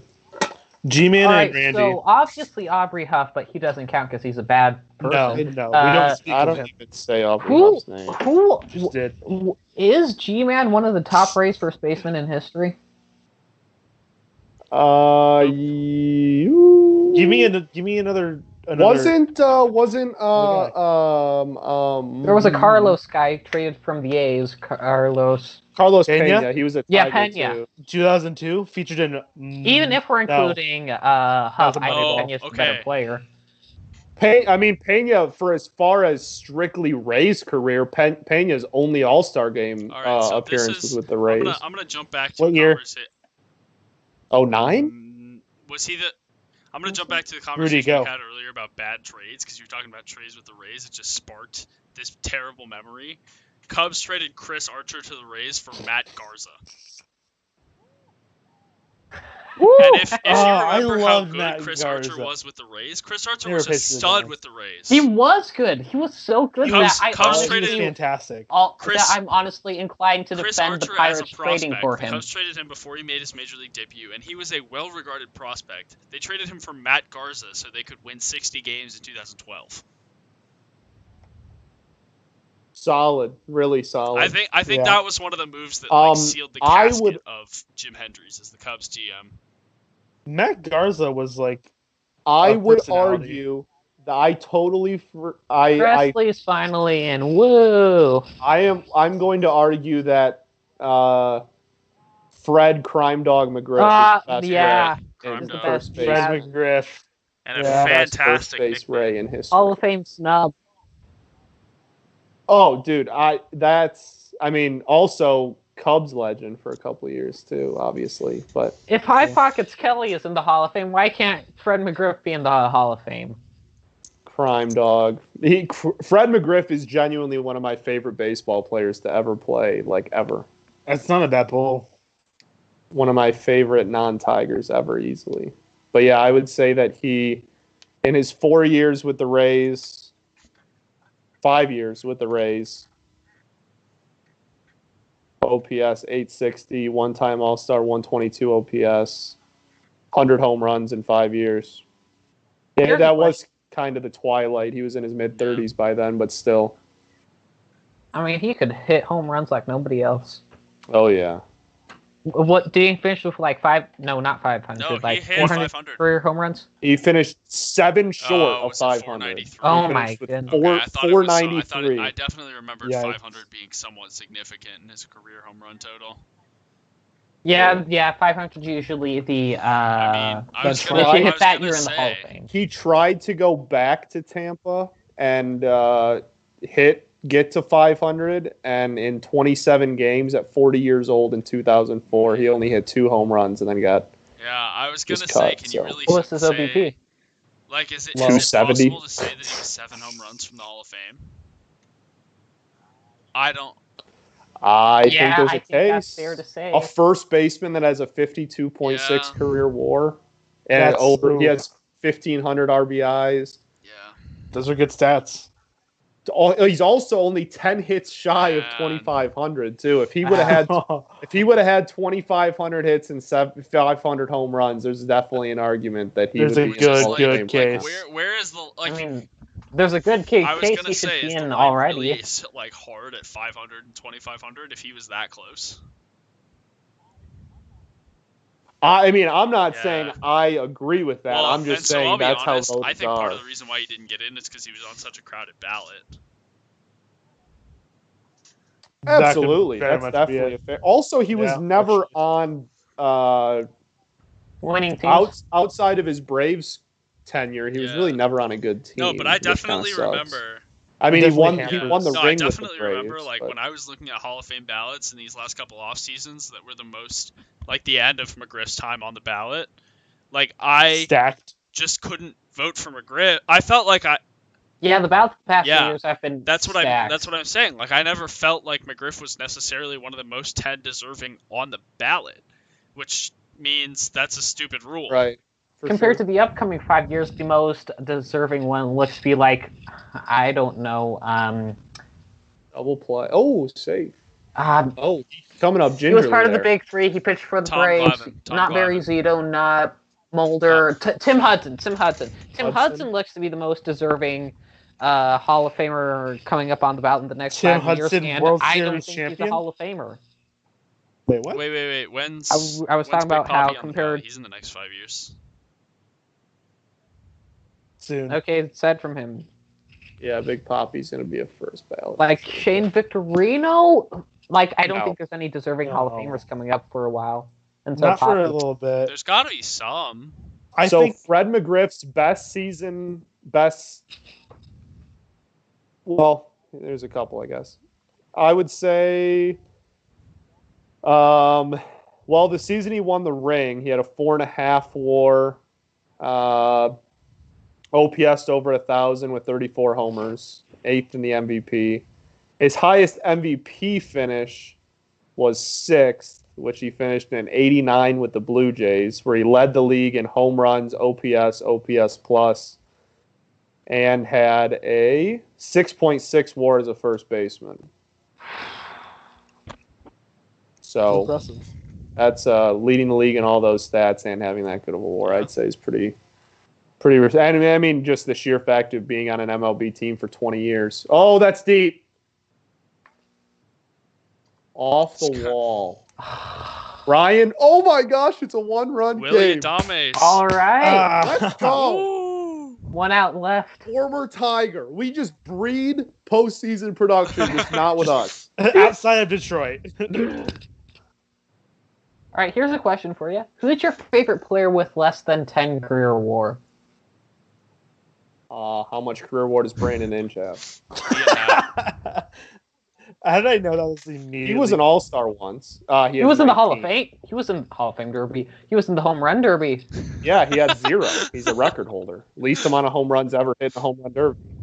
He should be in the Hall of Fame. He also got robbed of like 6 Gold Gloves. But you don't want me to get heated about Brandon Inge. Yeah, just What position did Inge play? you don't have enough time to get heated about it, He Scott. caught for the first Man, when did we sign Pudge? 04? He caught for the first 5 years of his career and then was a third baseman for the rest.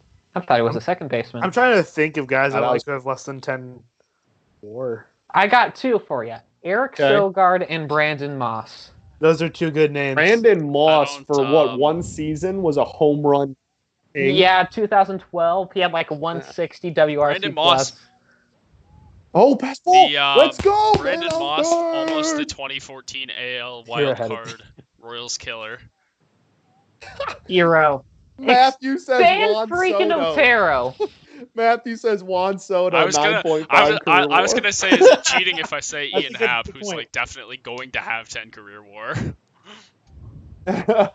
Yeah, that's what I'm trying to avoid here. Like, 'cause that's definitely not. Yeah, Christian, Diego's gonna say yes. non-surprisingly, Diego's gonna say That's yes. on Yes. Yep.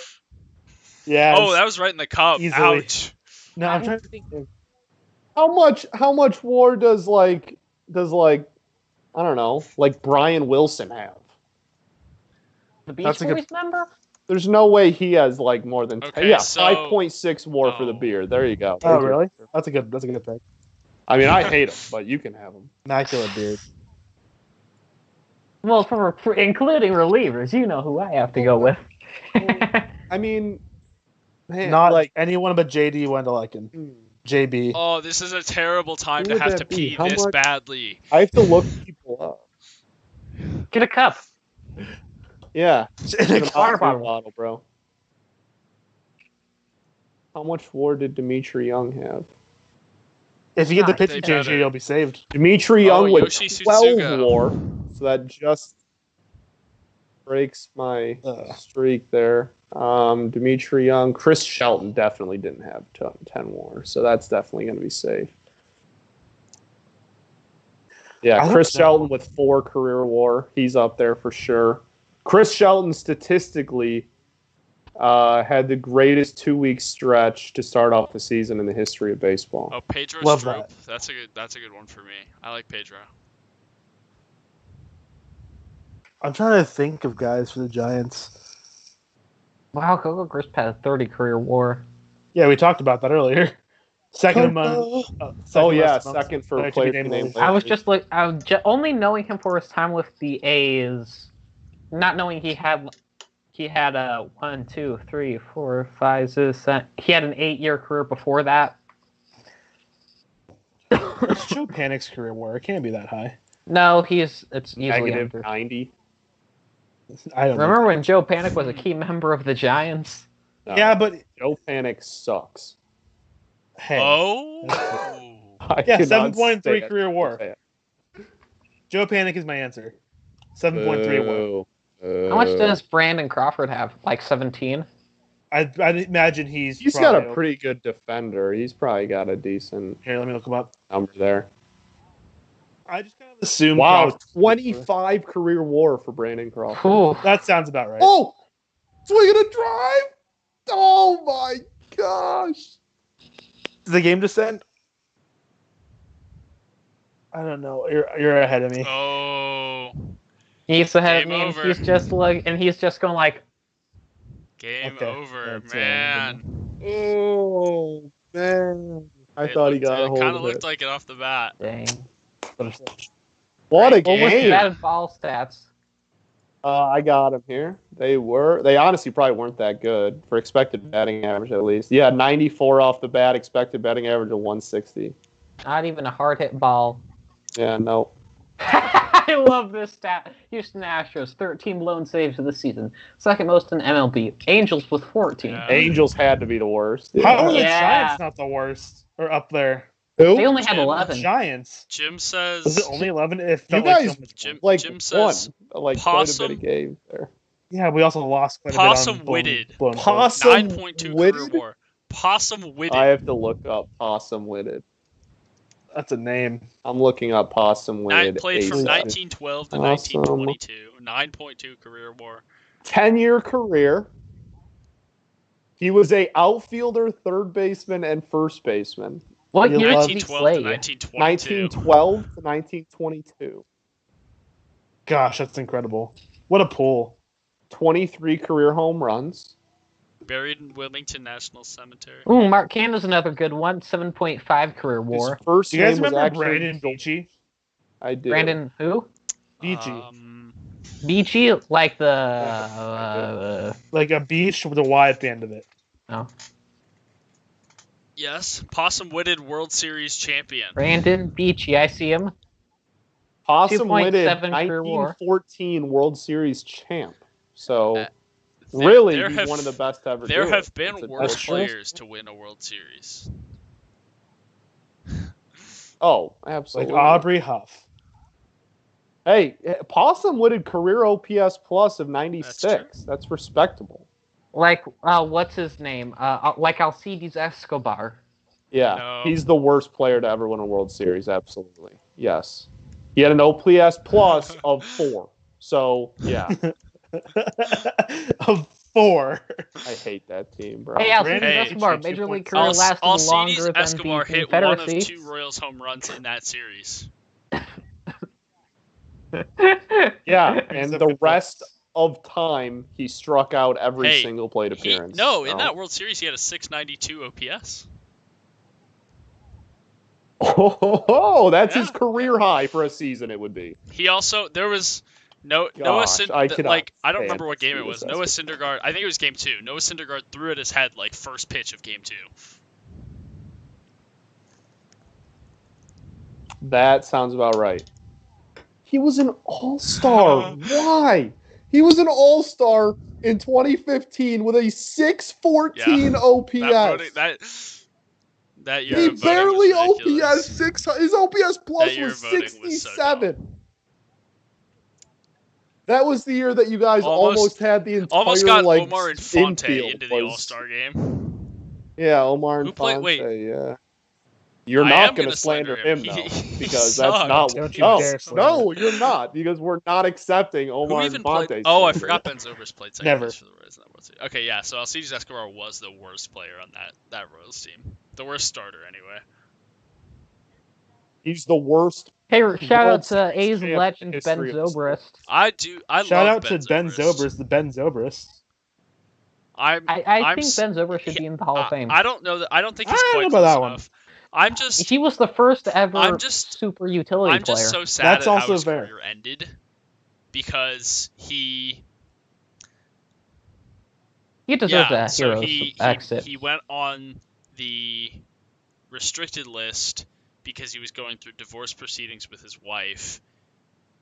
Came back at the end of the year, I think, didn't play particularly well, and then never played again. It's pretty sad. He had Ben Zobrist had a 8.6 WAR season in 2009. Incredible. He was really good with the Rays. A 7.6 WAR season in 2011. Ben Zobrist is the only 5.2 in Cubs jersey I currently 2013. own is Ben Zobrist.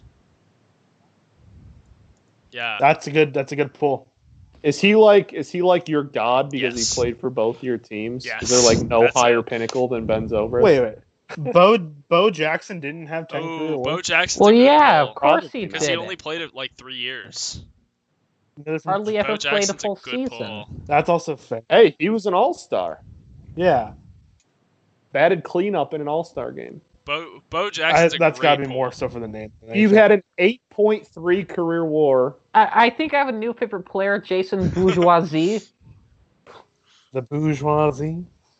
Bo 0.2 career WAR. 1989. Bo Jackson is a great pull Wow. for that question. 10th for MVP. Yeah. Totally Jimmy not for that deserving at all. Just for Yeah. the story, absolutely. He had a 2.7 career WAR and OPS 805 and somehow got 8 for MVP. Hey, a 124 OPS plus isn't that bad. That's Negative 1 not defensive MVP. WAR. So it wasn't like he was making up for it in the field. It's funny because he finished with 8.3 defensive WAR or 8.3 WAR, and 3.5 of that WAR came in 1990, which wasn't even his all-star year. Yeah, Or MVP his all-star year. year was 89. Yeah, it was 89 where he finished with 2.7. Yeah, over 456 plate appearances. He had a 142 OPS plus. Christian says, Okay, Jose well, Molina technically George- had 3.2 R WAR despite being the greatest defender of all time. There is my answer. Facts, Chris. Oh, that's a how was- fact. Michael Morse.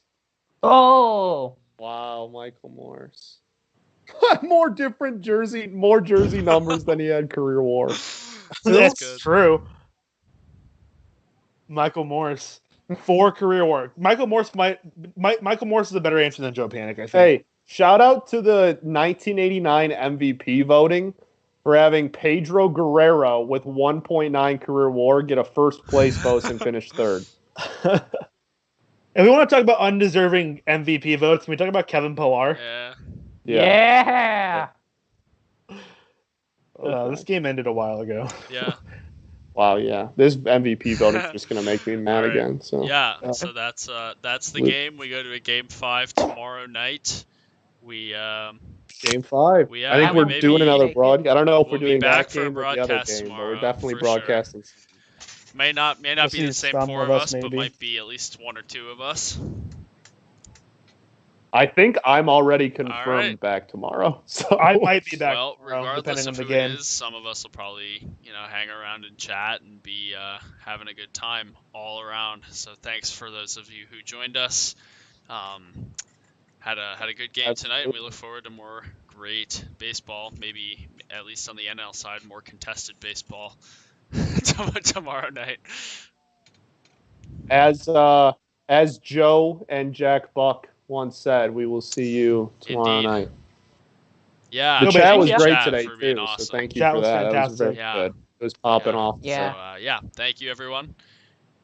Not you, Makes our Chris. jobs a lot. Yeah, have a good night. We'll see you tomorrow.